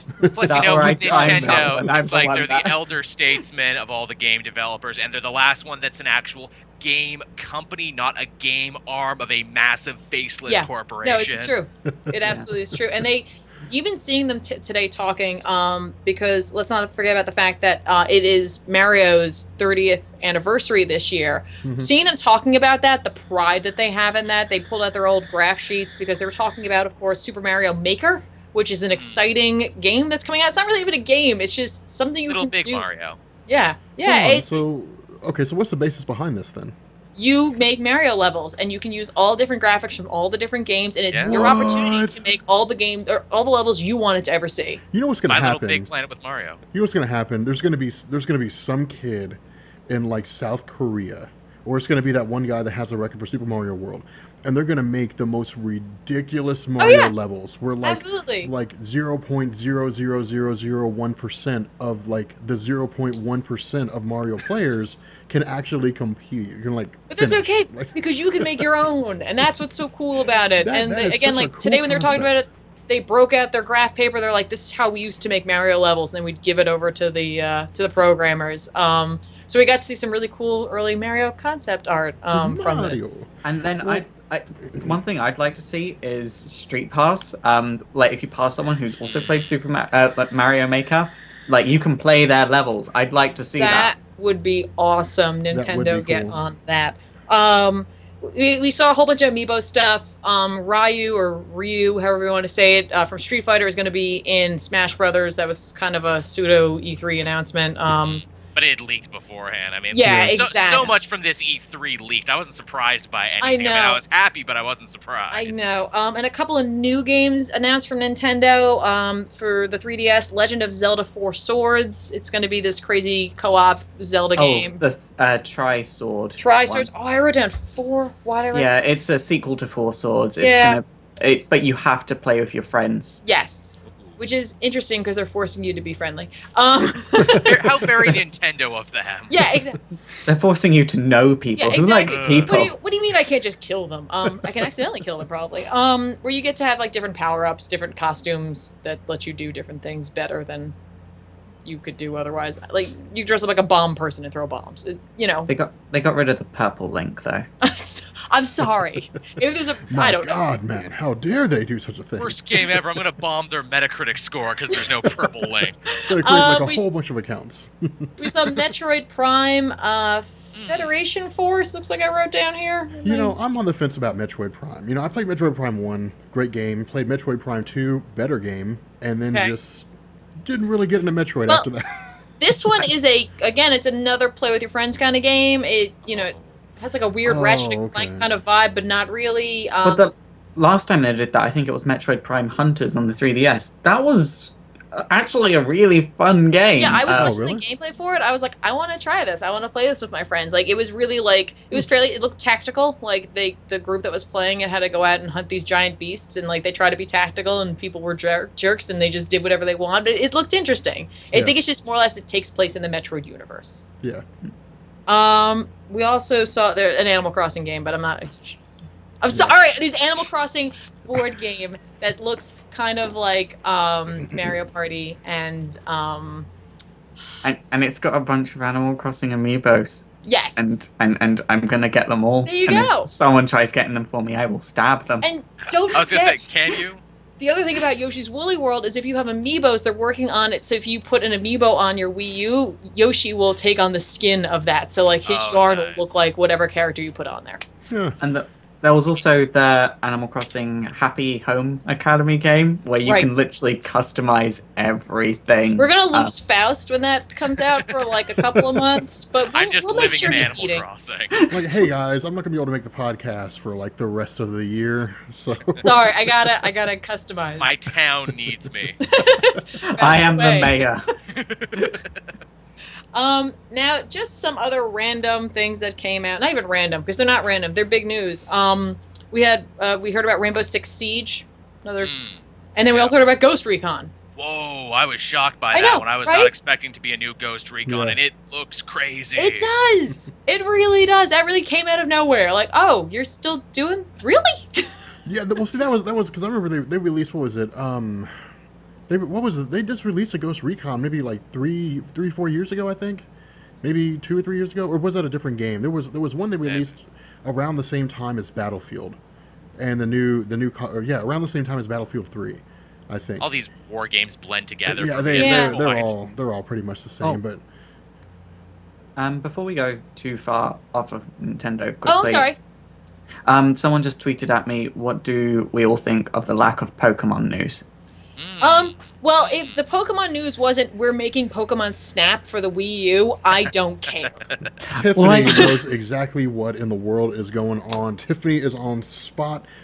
Pokemon Snap. Pokemon Snap and Pokemon Tournament need to come back. Yeah, just do it. Just do it, Nintendo. I would play those games so much. My whole thing is we've all been expecting Pokemon Z since Pokemon X and Y, and no news at all. No, at all. Where's Pokemon Z, Nintendo? They got to invent new Pokemon. They're sitting there in the lab right now. Okay, no, Scotty Dogs. No, we already did it. This is the merged version of Pokemon X and Y. They just need to add in about 3 new areas, and it's set in Paris, so just add the Paris catacombs. Done. And well, I don't know. Either there's zero reason for it, or there's an incredibly good reason for it when it comes to Nintendo. Yeah. Pokemon Stadium. There we go. Thank you. I was sitting here trying to think. Well, it wasn't called Pokemon Tournament. What was it? There is a sequel to Pokemon Stadium. There's 2. They're called Pokemon Coliseum. They're on the Nintendo GameCube. Yeah, it's not on the Wii U. Give me a new version of these things. Let me use my Wii U Mote as my camera in Pokemon Snap. Just let me do it. Ooh, that's good. That's good. Okay. Bringing it down. We also saw Mirror's Edge Catalyst. Everyone's really super excited about that. You know, I played the first Mirror's Edge. I didn't get into it. Not a parkour fan? Parkour in first person, I'm not a fan of. Parkour in first person, I wasn't a huge fan. I was like, it moved too fast, and it just seemed too complicated for me. God help you if you get motion sickness playing that game. Right? Yeah. Now what they gotta do is they gotta pair this new Mirror's Edge up with the Oculus.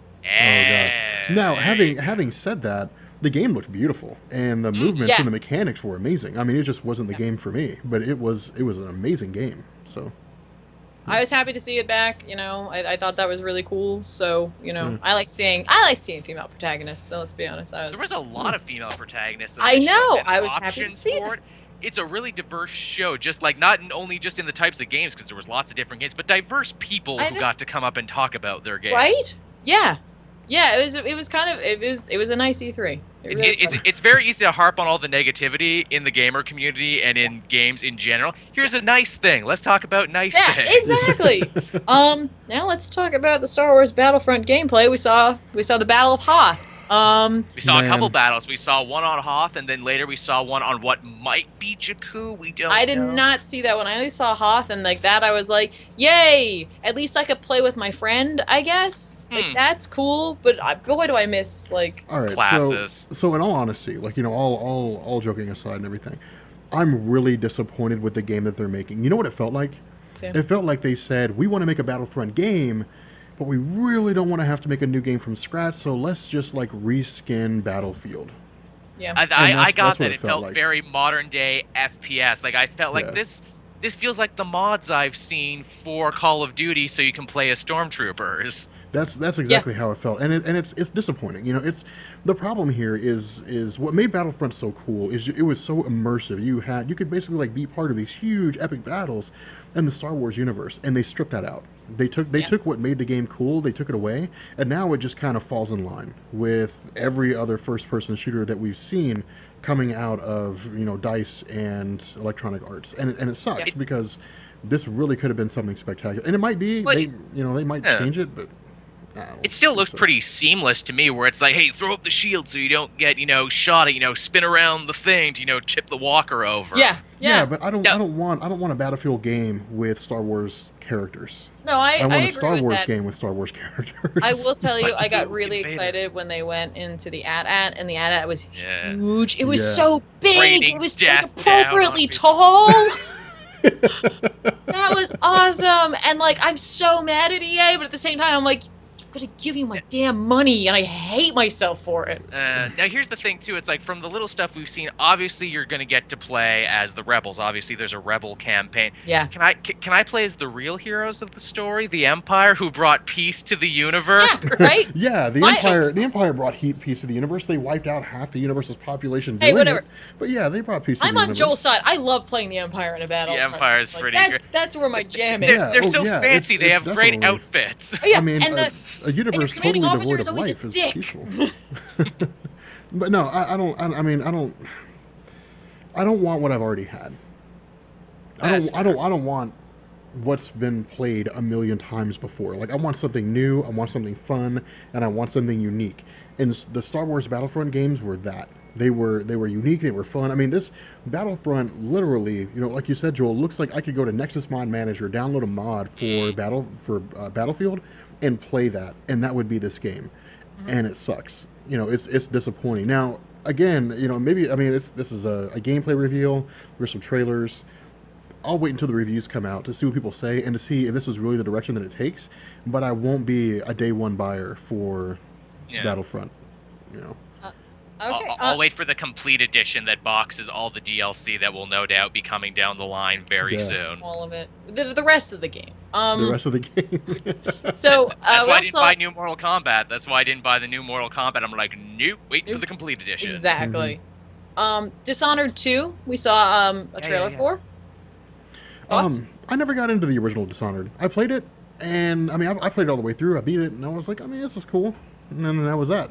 The world of Dishonored is what really grabbed me. I'm like, man, the world and the mythology and the lore in this, and the voice cast. That was another game that had like AAA voice cast. It had like Susan Sarandon and Michael Madsen in it, and they didn't market that at all. You had to actually sit and play the game. I'm like, that's Michael Madsen talking. That's Susan Sarandon talking to me right now. And I love the fact that it's evolved to the point where it's like, hey, you know that little girl you protected in the first one? Well, she's a playable character now, and she's badass too. Yeah. So, And the fact that they're actually going to answer some questions that have been left hanging from the first game. It's like, well, who's the magical guy? What's with all the powers? What's with everything else? They might as well have called it Dishonored 2, all the questions you've been asking. the second half of the game. I like the feel, too. It looks like colonial, where obviously, the first one was all like, British imperialness meets steampunk. And now you're like in this weird Caribbean nation, and they're wearing the funny hats and, keeping a local population down. So, it's Exactly. colonialism simulator. Yeah, basically, yeah. That's, It'll be fun. And the last thing that I had on my notes that I definitely want to talk about, and it's one of the things I am almost the most excited for, and maybe you're not, that's okay.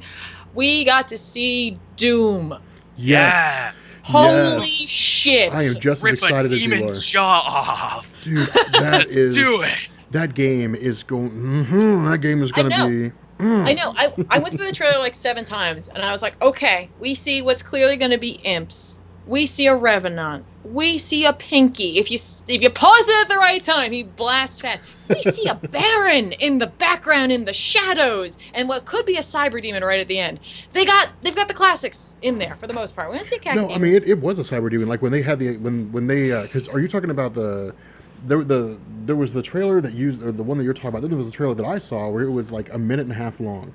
And it literally, she was talking about the melding of machine and, whatever it was. And it was a Cyber Demon. It had the hand cannon and like the whole 9 yards. Yeah, so There that's you a go. Cyber Demon. Yeah. I'm just excited because the last Doom we had kind of ignored the design of the Doom monsters in a sense, and they made their own thing. So I'm really excited to see them take the old 2-dimensional fake 3D graphics and make them 3-dimensional Those for real. fake 3D graphics, man. I remember that. Paper characters. I like it. I like it because I am now finally going to be reunited with my first video gaming love, and that is the Super Shotgun. Yes. Right? It's just like, oh, baby, love you so much. man, Look, as long as I can hold all the weapons and I don't have to pick 2, I'm on board. Like I'm on board anyway, but do that. I want to see the BFG 3000 come back. Like, I think it's got to. Like it Yeah. looked like it was at the Oh, yeah. end of the trailer. Was Yeah, that they in had the a trailer? BFG there. Yeah, yeah. Can I just Oh, say, I Because they I- did too. Can I just say I've never played Doom, so That's okay. Oh, God. BFG to me means big friendly giant from It means big from big effing gun is what it means. Bioforce gun. No, that ain't what it means. It could Right. be big friendly giant if it's a big gun. Yeah. You're going to be killing a lot of not so friendly giants in this Yeah. game. You're gonna be killing lots and lots of. It's just an endless horde. Yeah, I and love the level of violence. Did anyone ever play Bulletstorm? It reminds me a lot of Bulletstorm, actually. Like if they evolved that to the next level. That's awesome. Yeah.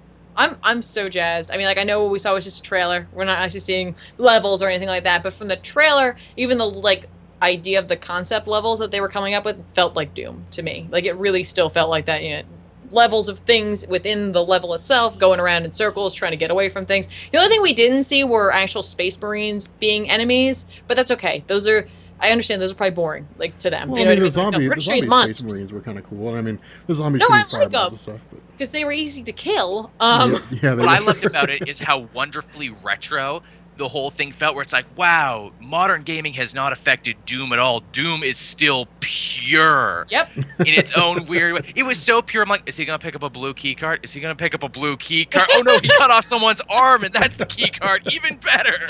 Yeah, dude, the game is still stuck in 1993. No, I think that. And for once, that's a good thing. Yeah. Absolutely. No, I think that it's what I'd like to see in truth would be them basically like rebooting the Doom series, so to speak. Well, this is like year one right here. Or not really year one. This is like the first game right here, and then all the games after that, you know, it's are going to be like new games. This is going to be the whole new Doom world. That, or I guess the new Doom situation. That'll be cool. Again, we won't know. I mean, it could just be that like, hey, like you're actually in hell now. Like you're not on Earth anymore. So. Hey, like, I just hope that they stick to the original like history of Doom in a sense. You know, like that's like there's a whole lore to it, and if you're into it, it's kind of cool. The fact that they're calling it just Doom also makes me think That's what that was this my is thought. part one of a reboot. Yeah. That was my thought. Okay. One game that I really want to talk about that we haven't mentioned, and it was from E3, I think, was Unraveled. Oh yeah. Oh, Yarny. Yeah, no, trust me, there were plenty of other games that I haven't put out there. Some of them mainly because they weren't as talked about as much, but I know exactly what you're talking about. I watched the trailer for that, and I was like, why? It's sad, it seems. Like, there are moments in that trailer I was like, oh. It looks sad, but it looks so cute. It does. And it looks like a genuinely good puzzle platformer, which, as much as we've seen good puzzle platformers from Nintendo, everyone else has been like, this is a platformer, kind of. Yeah. But it's been mostly like shooting things and jumping. Right. For anyone who doesn't know, Unraveled is another yarn-based game, essentially, but not by Nintendo. It kind of, it doesn't necessarily, I don't want to say it has a Little Big Planet feel, but it sort of does in the sense of it's like a yarn guy existing in like our world, and so you're dealing with these like oversized levels of things because like that would be what it appeared to them. So it sort of looks a bit like Thumbelina the Yarn edition. Right? Yeah. No, but I'm really excited for it. I think it looks genuinely good. I think the puzzles will actually be genuinely difficult, which you can't say for most puzzle platformers. No, absolutely. Are there anything else that anybody like want to talk about that they heard about from E3? There were a couple of games I wanted to run over. Okay. The first one was Mass Effect 4. Oh yeah. Andromeda. Now I am. Don't you tease me, BioWare. Don't you tease me. That's what I'm like saying, man. You know, I was sitting. You know, I was watching the trailer, and I was like, okay. I think that like the whole of the gaming community, by the whole I mean like 99.9% of the gaming community, can be like Mass Effect 3 was awesome up until the end. And so people were just like, this sucks. And so people are going to buy the heck out of it. It's probably going to be one of the hottest selling games to come out. But I'm really, really hoping that what we get is basically this blend of Mass Effect 1, Mass Effect 2, the first half of Mass Effect 3, minus the multiple endings that you could have had, you know, depending on what you did during the game. And then ultimately, you know, they said it's supposed to be like a new galaxy. I think is what they said it was. Whole new world, a whole new galaxy to explore. A whole new, that a whole apparently new situation. runs parallel to the events of the original trilogy. So you're just off at another end of space while Shepard's doing his. that I didn't know. I didn't know that it was running alongside the time that Shepard's dealing with everything that's going on. So well, it's so they can reuse the Reapers or something close to the Reapers, but they're called something else here in this side of the universe. So we this don't is call like them the Reapers. this is like the third age of Mass Effect. I don't know if you're like the third age in the Lord of the Rings. Yeah, where like you were another group of adventurers who just happened to be adventuring alongside the actual Fellowship, and you just did something else. Because they don't want to say Commander Shepard and his thing wasn't important. Right. Is the thing. They don't want to sweep that. They're like, okay, that was important. That was on the other end of space, guys. This is a new end of space. Well, no, I mean, if they did that, if they said, well, hey, guys, this is Mass Effect 4, and, like, it retcons the first 3 games, like, fans are going to be pissed. Oh, there would be fires. What I find interesting about that is that I think it will show, like, just how big the universe is, because I think when you do space games, it's easy to kind of forget that. I mean, I always get irritated when a game is like, you're going to a different planet, and everyone on that planet has the exact same culture. And they treat the planet more like a country. So I think when they do that, it really shows just how big space is, just how diverse you can get, and just how weird you can get. Because if you're going to put something in space, make it weird. I want to see something like Cthulhu appear. That's basically what the Reapers were. The Reapers were basically Cthulhu. Yeah. Something weirder than the Reapers, though, like a real Cthulhu. Oh, like some with like 1,000,000 eyes and everything. Yeah. Where you'd go insane if you even look at it. Like, make that the bad guy. I don't know if I want to see, like, a Lovecraftian horror game. Well, But, I want to see that, but I don't want it to be called Mass Effect. How about that? Yeah, here's my thing. Do what Dragon Age Inquisition did, for the love of God. Let my commander Shepard 2, whatever, let him be an alien. I'm a human. Yeah. I don't want to role play as a human. I basically got a lock on humanity. Or at least give us the option. Yeah. Just whatever. Just put it in there. You know, I don't you know could. if any of you watched Guild Grumps. Game Grumps basically played World of Warcraft, and most of them hadn't played World of Warcraft before, but most of them was like, hey, Susie, you're a Draenei, and Aaron, you're a dude. He just played a human. He was just a dude. You're boring if you play a human. You're super boring if you pick a human in any fantasy game. Yeah, no, it's I agree. I agree. See, Jake Lionheart makes a good point. Like, a Lovecraft game came out on GameCube. It was called Eternal Darkness. Yeah, they also made a Lovecraft game called Limbo. So Limbo was really fun. Del Toro's been working on a Lovecraft movie forever. That's okay. Never gonna No. Anytime the word Del Toro comes up, anything that follows it, you have like a 25% chance of it ever actually happening. Yeah, it's true. You know what the only movie of his that I think will happen is the Justice League Dark movie, but it's not going to look like Justice League Dark. It's going to be its own thing. That's only because he has like a huge studio who's going to be like, we will destroy you financially if you don't do this. And they've already changed the name of the comic to Dark Universe, so maybe he should hurry. You know what the problem with Guillermo del Toro was? Is that people were like, I mean, this guy's kind of cool because he made like Mimic and like these halfway decent movies, and then he came out with like Pan's Labyrinth, and people were just like, oh my god, he's like a revolutionary director, and he's Didn't like he also this. do Hellboy? Yeah, he's like one of the both. greatest directors of our time, and it's like no, he's like M. Night Shyamalan when he made The Sixth Sense. Like, he had one really awesome movie. Okay, whoa. We're getting into Now. movie territory. Write these topics down. Write them Yes, down, you that's two. true. And we'll bring that up. When you guys launch the movie podcast, or when we end up launching the movie podcast, when the Weekly Poll does, like I want to be on the first episode. It's going to be. We're going to be. There's only going to be one topic per show in that show. Like, that's it. There's not going to be.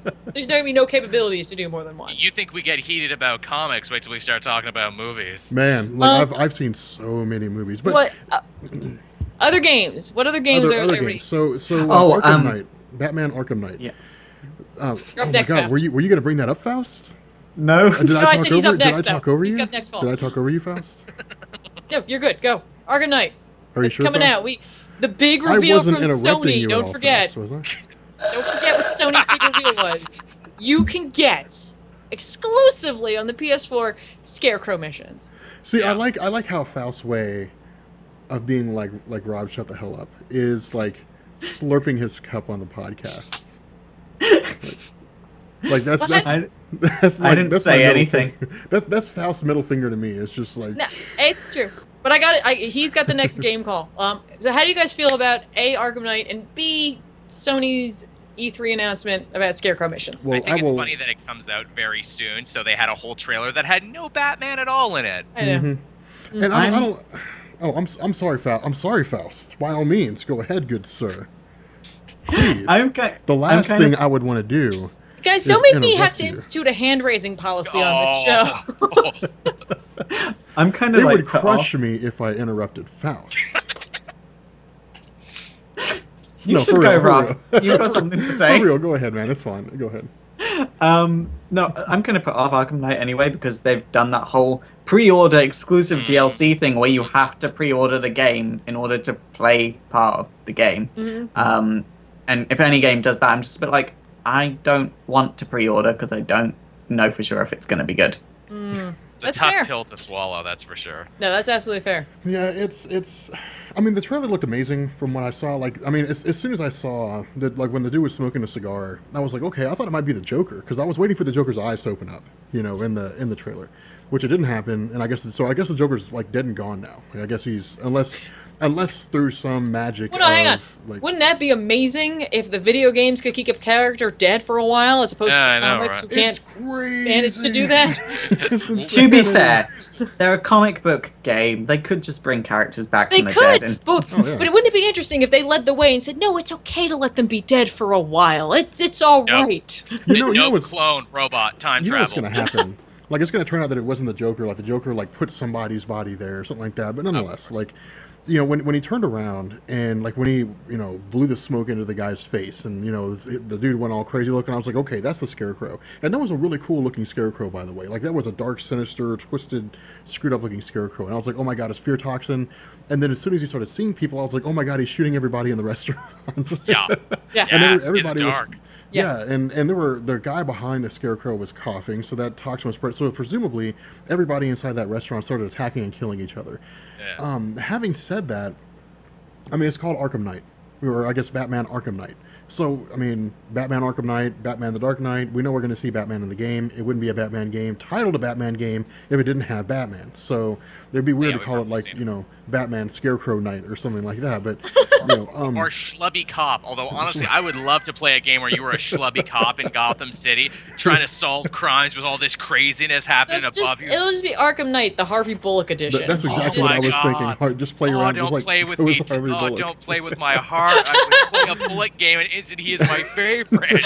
It'd be hilarious. Like, you're just going around and, like, it's like you have a mission, just like go to a donut shop and get a donut. Get booze, drink booze. Yeah, drink booze. Achievement unlocked. Like, aren't you just describing like a police edition of Grand Theft Auto in Gotham? Maybe. That's exactly what it is.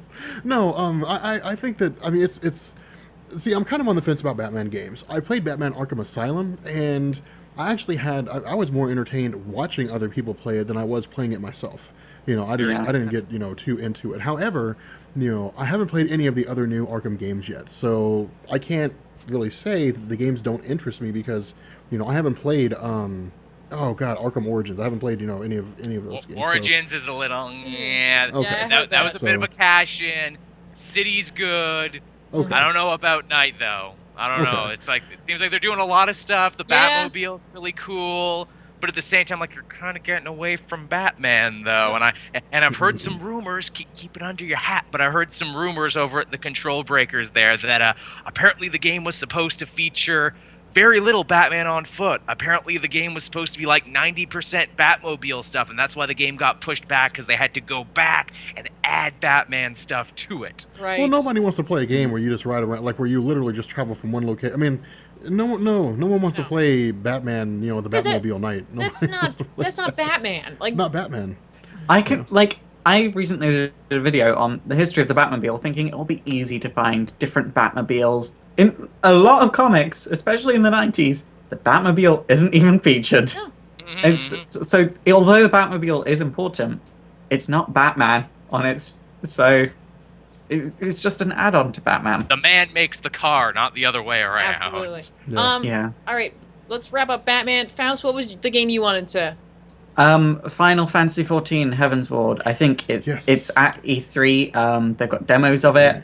It comes out next week. Wow. Yeah. The game comes out next week? It's an MMO. It's an add-on to the MMO. Oh, okay. I'm like, it's like a standalone release. Like, man, they cut that close. No, Didn't they? it's an expansion to Final Fantasy 14. I think there are 3 new classes, but you have to be at end game to access anything in it. Oh, interesting. wow. Well, that's kind of cool because it forces you to actually play the game as opposed to Yeah. just kind of waiting for the DLC and then playing that. Yeah. Which is cool. I'm excited for it a lot. I'm nowhere near end game. Oh, and I think if you pre-order, you get in a week early. So Oh, That's nice. cool. if you, So you'd be in now. yeah, you could be in now. I think. See, to me, that's what pre-orders need to be. Like, I hate the idea of pre-ordering and like, well, you just get like some skins. Like, if I pre-order a game, I like the idea of getting it before anybody else does. I pre-ordered BioShock Infinite, but I got one of the special ones, and I never regretted that because it had like the little art book with it, and I had like my Vigor of a Murder of Crows, like. But that for me, like, I like that stuff, but only for certain games, and like I was like pretty sure about that one. God, BioShock Infinite, man. You want to talk about a good game, dude? That game was amazing. I pre-ordered Animal Crossing New Leaf, so I could get the special See, there edition you go, but 3DS. There's literally a pre-order for everybody in a sense. Yeah. Talking about MMO news, this is really just not having to do with E3 necessarily. Blizzard, I don't know if anybody heard this. They're, I believe they're putting out new areas in one of the expansions. And initially they were like, and when you get there as a high-level character, you can't fly. Because we want you to explore. We want you to see what we did. Well, Then, after everybody was like, no. That sounds like a fussy mother being like, and look what I've done for you. Exactly. And when everybody like complained, they said, you know what? See, what we meant was, you can do a quest, and that will unlock flying, and then you can get a mount license or something. You know what I mean? Like, it was like that. They're like, oh, no. It was this. I love it. I love it when Backpedal, they do that. backpedal. Like, I love the way you said that. Like, I love it when people do that. Like, they free out. Like Microsoft. Microsoft was like, hey guys, here's the Xbox One. And here's all the stuff you're not going to be able to do. And people were like, what? Like, why am I going to buy this console now? Microsoft was like, well, what had happened was... Yeah. And then they changed it all up. And then suddenly these features that were impossibly, that couldn't be done are suddenly available now. Well, no, they're like, no, see, you misunderstood. When we said you can't do that, what we meant was, yeah, if you guys got mad The enough. console is built that way. We can't do it. It needs to have the Kinect. It needs to have all the. Oh no! We just unscrews at the back. We were joshing. Come on. Exactly. And I know Blizzard also has another Team Fortress, essentially kind of looking game coming out as well, which I can never remember the name of it. Does anybody remember? Anybody remember? Heroes of the Storm, of the Light, of. Oh yeah, Heroes of the Storm. Yeah, That's their MOBA. What a generic name. What a forgettable generic name that is. See, somebody said they need to have an Alfred spin-off game. Now, I could imagine, like, an Alfred spin-off game for Batman, where literally all you do is just, like, tend to the house. Whoa, no, hang on. I got your Alfred spin-off game. It takes place when Alfred was a military man, and it's what he did then. No, I want to play a game as Alfred, where, like... spin-off game in the house. It's going to be like Cooking Mama. Well, Yes. Cooking Mama, you gotta No, make hang the on. sandwiches. What it could be is it could be both. It could be like him remembering the days when he was an actual hero, and now he's No, I just want like a standalone Alfred game where it's like you have to complete missions. Like your mission is to like make Bruce Wayne's bed. And to put Cooking dinner on the Alfred. table for when he gets Yeah, and back. put 'Cause dinner if on you the don't, table. you're gonna get one of these if dinner's not on the table when Bruce Wayne comes home. That's brutal. And like look after Damien and Tim and make sure they're yeah. in on time. Oh, but whoa, hang on. What continuity is it going to take place in? Pre-New 52. Of course. Well, that's gonna make sense to all the new readers. What time period? Like, will Alfred have to console Bruce over the death of Jason Todd? Like, Okay. yeah, do you have to like deal with that? Like, do you have to console him just the right amount to get points to level him up? I think it should just happen like for his whole Batman career. and so you sort of Yeah, see yeah. everything from Alfred's perspective. Okay. It sounds like a Telltale game. Telltale could hit that out of the water. Telltale Right? could hit that out of the game. Like Jake Lionheart had a really good comment. He said he's making Bruce some scrambled eggs and flashes back to Burma. Exactly. Now how it is that scrambled eggs would make you flash back to the Vietnam War. It's something I don't know, but So you we know. burnt the forest down, Master Wayne. You get to see that moment where Alfred literally with a can of gasoline burns down the forest. See, people are putting all these comments in now, like press A for responsibility, press F for comfort. Sympathy combo, sympathy combo. Fatherly no, mentor like- points unlocked. Like J-Man has a really good point. Like an LA Noir Gotham game would be really cool. See, I think that one of the biggest problems when it comes to Batman Call it Gotham games, Central. exactly, one of the biggest problems with the Gotham games that I have is you're running around as Batman and like you're just beating up bad guys. Give me a Batman game like LA Noir, where you're literally going around and just solving crimes. Like you're going. I mean, it's not just like, oh my god, I gotta go fight this bad guy, and Batman, gets all the stuff taken care of. So all you have to do is throw some batarangs and that's it. Like you've got to go solve the crimes, like move around the city. You got to go find clues in different parts of the city instead of just this this confined thing. I want like an LA Noir feel. So it's to a Batman Detective game. Comics, not just Batman. Exactly. Right, I was not going to just say, Batman, Rob, are right. you suggesting a game where Batman is like the world's greatest detective or Detective? something? Crazy, Like, what? crazy. That's talk. what I was going to say. Like the Batman we know as comic readers is different from the Batman the It's general true. Mhm. everyone else knows because Yeah. they don't read the comics. And I think that's a weird situation because when I do my videos on Batman, and I'm pretty sure all of you experience this, people always say, "Why don't you talk more about the fights?" And I'm just kind of like, "Because it's a there Batman book." And You know what they should do? They should put in, and they could do this as DLC. I'd be okay with this. Where you play a level, and you can do an unlockable skin, and it'll be a change of voice actor, where you play Frank Miller's goddamn Batman, Ooh. going through Gotham. Just the most hateful Batman ever, just I just throwing want- people through I just want a windows. little playtime with that. I just want to experience and it. there's even like a moment where Supergirl turns up and goes, "Hurry, yeah." You know what you could do? You could take that infamous scene. I don't remember if it was from Frank Miller's. I think it was from Hush, where Bruce Wayne was under where Superman was under like the intoxication of poison ivy, and so Batman's it's like, Hush. okay, like if we're gonna beat Superman, like let's just kidnap Lois Lane, and then pretend to drop her from a building, and then Superman will be like, oh my God, Lois Lane! He'll snap out of his mind control, and then like he'll be saved, and like. Well, you know who would do the voice for that? Frank would want to do the voice acting himself for the Yeah. Batman. Yeah, you He's would. like, no, only I can do it right. And that's fair because only he really understands why he wrote any of that. Let's be honest. Green Lantern is a punk. That is Tiffany. That is the perfect description of Frank Miller. No one understands why Frank Miller writes what he writes, except for Frank Miller. And I'm not even sure Frank Miller understands why he writes some of the stuff that he writes. I mean, I talk to a lot of people like they admit the Dark Knight like books are really really good, but you don't read them for a good time. You just No. don't. It's not a feel-good summer beach read. Yeah, like you read it for swastika boobs. Let's be honest, like that's why everybody's reading it. Swastika boobs. It's true. You read it because everyone says this is an important Batman book that every Batman fan has to read, and you go, "Wow, that was good. I'm never doing that again." Like I don't want to go to this world very often. It is. It's a descent into total madness. It's like reading. It's like playing Silent Hill. Like Yeah. you just start Don't out even get me innocently started. enough. Whoa, we opening that door? We opened the Silent Silent Hill door? Hills door. Silent door because we don't want to do that. Are But you I'm a on the fan? show. Are you a fan of Silent Hill? Are you still lamenting Silent Hills? No, hey, whoa. All right, I'm gonna try to condense this. Silent Hill's the fan. game that was canceled. I'm so I'm a disappointed. fan of Silent Hill 1, 2, and 3. Oh, I'm a fan Or of can Silent go to Hill 1 hell. and 2. The rest of the American stuff. Yeah, 4 can go to hell. Origins was the closest I got to a Silent Hill game, and it kind of sucked. Yeah. Silent Hill Shattered Memories could just take a long walk off a short pier, and Well, Homecoming, what the hell? Like, yeah.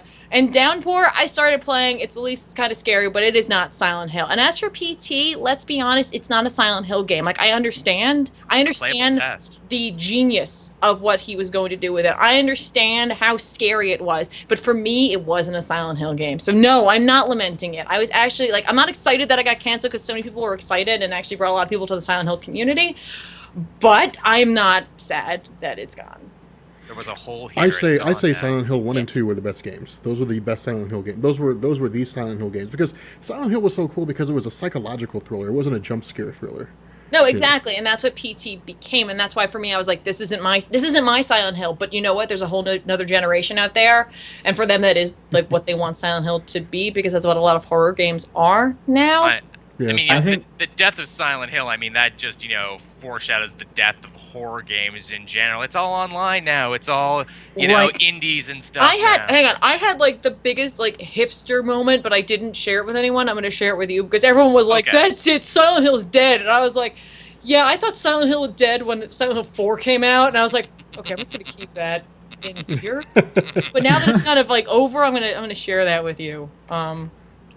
For me, like horror games in general, the only horror games I've ever played that I really, really enjoyed were the Fatal Frame series. I Ooh, knew yeah, you were yes. going to say Fatal Frame. Well, then you're excited too that the fact that they did make the Fatal Frame Wii U game, and it's supposedly is coming to America. It's not coming to America; it's coming to Europe. Well, No, they said America too. They said maybe America, but definitely Europe. Then I'm going over there, and I'm gonna make them give it to me because on. I am gonna use that damn Wii U mode as a camera in some game. who was it that said that Pyramid Head was a good guy? Pyramid Head had an impossibly large sword, and he was raping the nurses. It's How called was he the a good Great guy? Knife. Whatever. It was an impossibly large sword. Let's not even start with Pyramid Head because Pyramid Head was they just took that and they were like, let's just put it in everything, regardless of Let's story. take this No, character, yeah. Pyramid Head. Oh god, Pyramid Head was. I mean, fighting him was stupid. It was just that it was creepy because you just hear him dragging that knife around. Not for Yes. me, the moment where like Pyramid Head, I was like, this is a problem. It's pretty much the first time you see him standing in that hallway, and it's just he's Yeah. just standing there looking at you, and I'm like, this is gonna be a problem because you're just looking at me. You're literally doing nothing, and I am no, and I have to go over there. Yeah. That was my issue with that game, Slender. I was just like, Oh yeah. it's a tall guy that has no face that just appears and makes things go. Okay, What- that's different. No, like for me, Pyramid Head legitimately freaked me out, and like the concept of Pyramid Head, the reason that he exists, if you get really into the Silent Hill lore, like or a like the manifestation, concept yeah. of Silent Hill 2 in general, like that has a whole nother dimension to it. And the fact that they layers. introduce you to that enemy and he's just standing there for the very first time, like that's pretty ballsy. Like he's not doing anything super menacing except standing there. Like that's cool. Like that's really cool. Mm. Let Silent Hill 2. So back to Yeah. E3. So back to E3. Yeah. Unless anybody I has. thought we were in post-show, honestly. Yeah. Unless At this anybody has any games they want to go over. I mean, I think No, we I mean, covered like, it all. there's a lot of other titles we didn't mention. Like there was a lot of indie games that came out, and as much as E3 is going on right now, like for our purposes, E3 is a little bit over because it's like announcements. Yeah. Blah. Yeah. At this point, Okay. it's all just like console updates and Yeah. whatever. In that Hardware case, stuff. we're moving on to the final part of the show, which is what have we been playing this week? Yeah. Rob? So, Rob, Destiny. I've been playing Destiny nonstop. This Yeah, I whole was like, week. wait, why do we even ask Rob? okay, moving on from Rob. Tiff. Oh, me? I've been playing The Witcher 2 because I want to play The Witcher 3, but I know how story driven it is, and I won't let myself play it The until Witcher I 2 play is so good. Witcher 2. So Witcher 2 is I've been so enjoying the good. hell out of that, and I still play Hyrule Warriors because anything that is Dynasty Warrior related, I will just throw money at like an idiot. Nice. Okay, I have been playing lots of Final Fantasy XIV because I will get to endgame before the expansion comes You can out. do it! I've only got a little bit left to go. The end game is level 50. I'm level 30 at the moment, so yeah, I'm It's a long gonna haul. make it. I'm gonna do it. And then I've also been playing lots of dating sim called Dramatical Murder. If I've you're heard not of that, over yeah. 18, don't go and play it. Okay. Rob, Rob, don't play it. I'm not. But no, I've been enjoying that. I've finished, I think, 5 routes so far, so I've only got about 2 more endings left to do. Nice. But yeah, that's what I've been playing. Joel, what you got? I would have liked to have been playing Witcher 3 this month, but unfortunately, Armin and I are going to the Montreal Comic Con in July in the beginning, so I've been saving all my pennies Nice. for the con, which means I couldn't buy the shiny new game.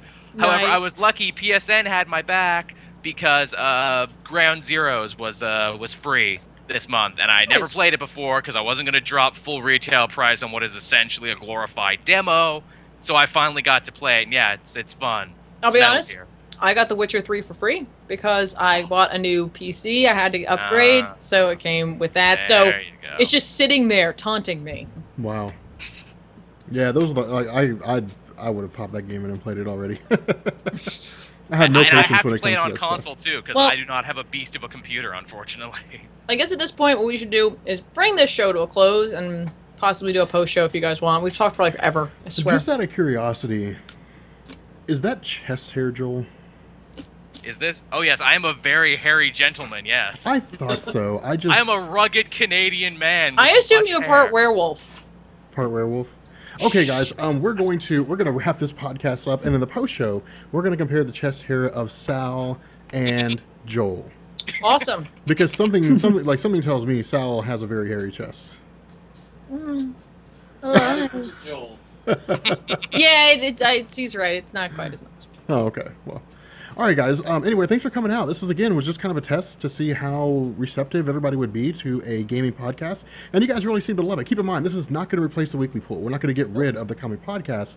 We were just thinking about starting another podcast where we would talk about video games instead of comics, and just kind of jump into it and see how you guys thought. So yeah, if you guys are digging this, those of you guys that see this on YouTube, if you guys enjoy this concept, let us know. Post a comment or something like that, or just like give the video a like or something. I don't know. I don't know how And, people normally do stuff like that. I don't know, but Stuffs. you know, stuffs. I mean, leave a Do comment. that and just internet say thing dig that it. you do to let Yeah. people know that you like it. And, Yeah. and if you want more, They would gaming, let us know even if we didn't ask, so That's it's true. fine. That's true. And if you want more gaming and E3 coverage, they would crucify me if I didn't mention it on here. Comic Book Cast has recently launched a gaming arm of itself, the Control Breakers. It used to be a podcast on our channel. Now it's a whole channel in and of itself. We were doing E3 coverage all day yesterday. I am sick of video games at this point because we were No, you're talking about not. You're right. I'm lying. I'm lying through my teeth. But you can totally find stuff there. So that'd be nice. They'd all like to see you over there. So yeah, I guess we're gonna go ahead and end this one, and we'll catch you guys later. Peace. Bye.